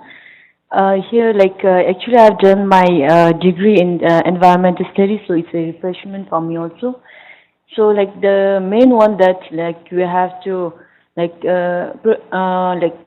it's about production and consumption is sustainably. So, we have to do the production and consumption in such a way that we do not take away from our future generation. So, thank you. Thank you. Thank you very much. Avasti.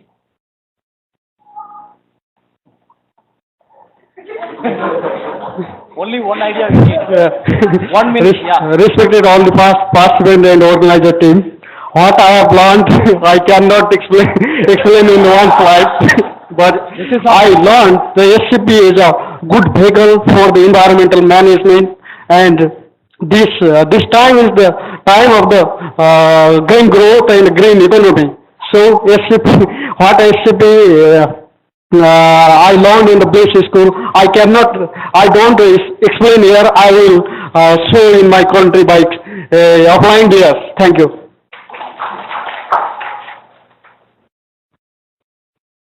So we need a sustainable PPT as well. Who is Ankit Kaushik? He's not here.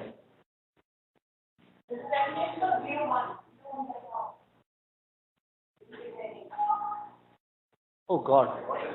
It's a parallel lecture. No, we need only one slide. Good afternoon, everybody. I am Gurmeet Singh from Indian Railways. Today is our last session. I am thankful to all our organizer participants for enriching us with the knowledge of SCP. We all know and have in our mind somewhere to strive for and evolve as a developed nation, for which we have to provide product and services to each and every individual to have a respectable life. But it is being observed, in order to pursue the same, we are landing up and digging our own graves. So to make the development in a real sense, now it is a high time to adopt sustainable consumption and product patterns, by which it means to me and to all that we should use our resources available in this planet in such a way that it should also be available for future generations. And we do not need extra planet for this in future, as we are learning in our last lectures. For this, we have to adopt the 3 R's: recycle, reuse, and recover. So for any product and services, we have to first do mandatory as that LCA to find out overall what is the social and environmental impact, and to design the thing such a way to have a better affordability. Therefore, the nation should have a green growth and development, and it is our right to have a clean environment. So we have also a responsibility for this. So now, like we say, we have the saying, Ahimsa Paramo Dharma. So I should say we have to adopt SCP as a Swachhata Paramo Dharma. So we should say that cleanliness is the supreme, and we have to adopt SCP. Thank you.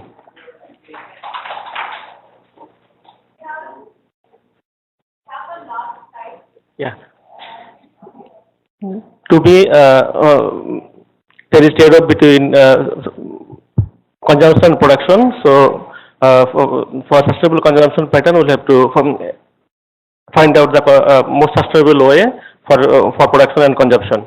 I'm going back with a very good stimulation because we know that Bangladesh has achieved almost all the goal and targets of MDGs, but we are also preparing for SDGs. So we need a stakeholder consultation. We need further capacity building. We need appropriate policy and strategies. We need further capacity building, and we need further planning action and to integrate all planning actions into the development planning process. Thank you very much. Thank you. I'm sorry, this is all the time we have for today. So we'll be breaking for tea for 10 minutes, and right after tea, we'll be presenting you with your certificates. So can I please request you to come back in 10 minutes? Tea is being served in the cafeteria.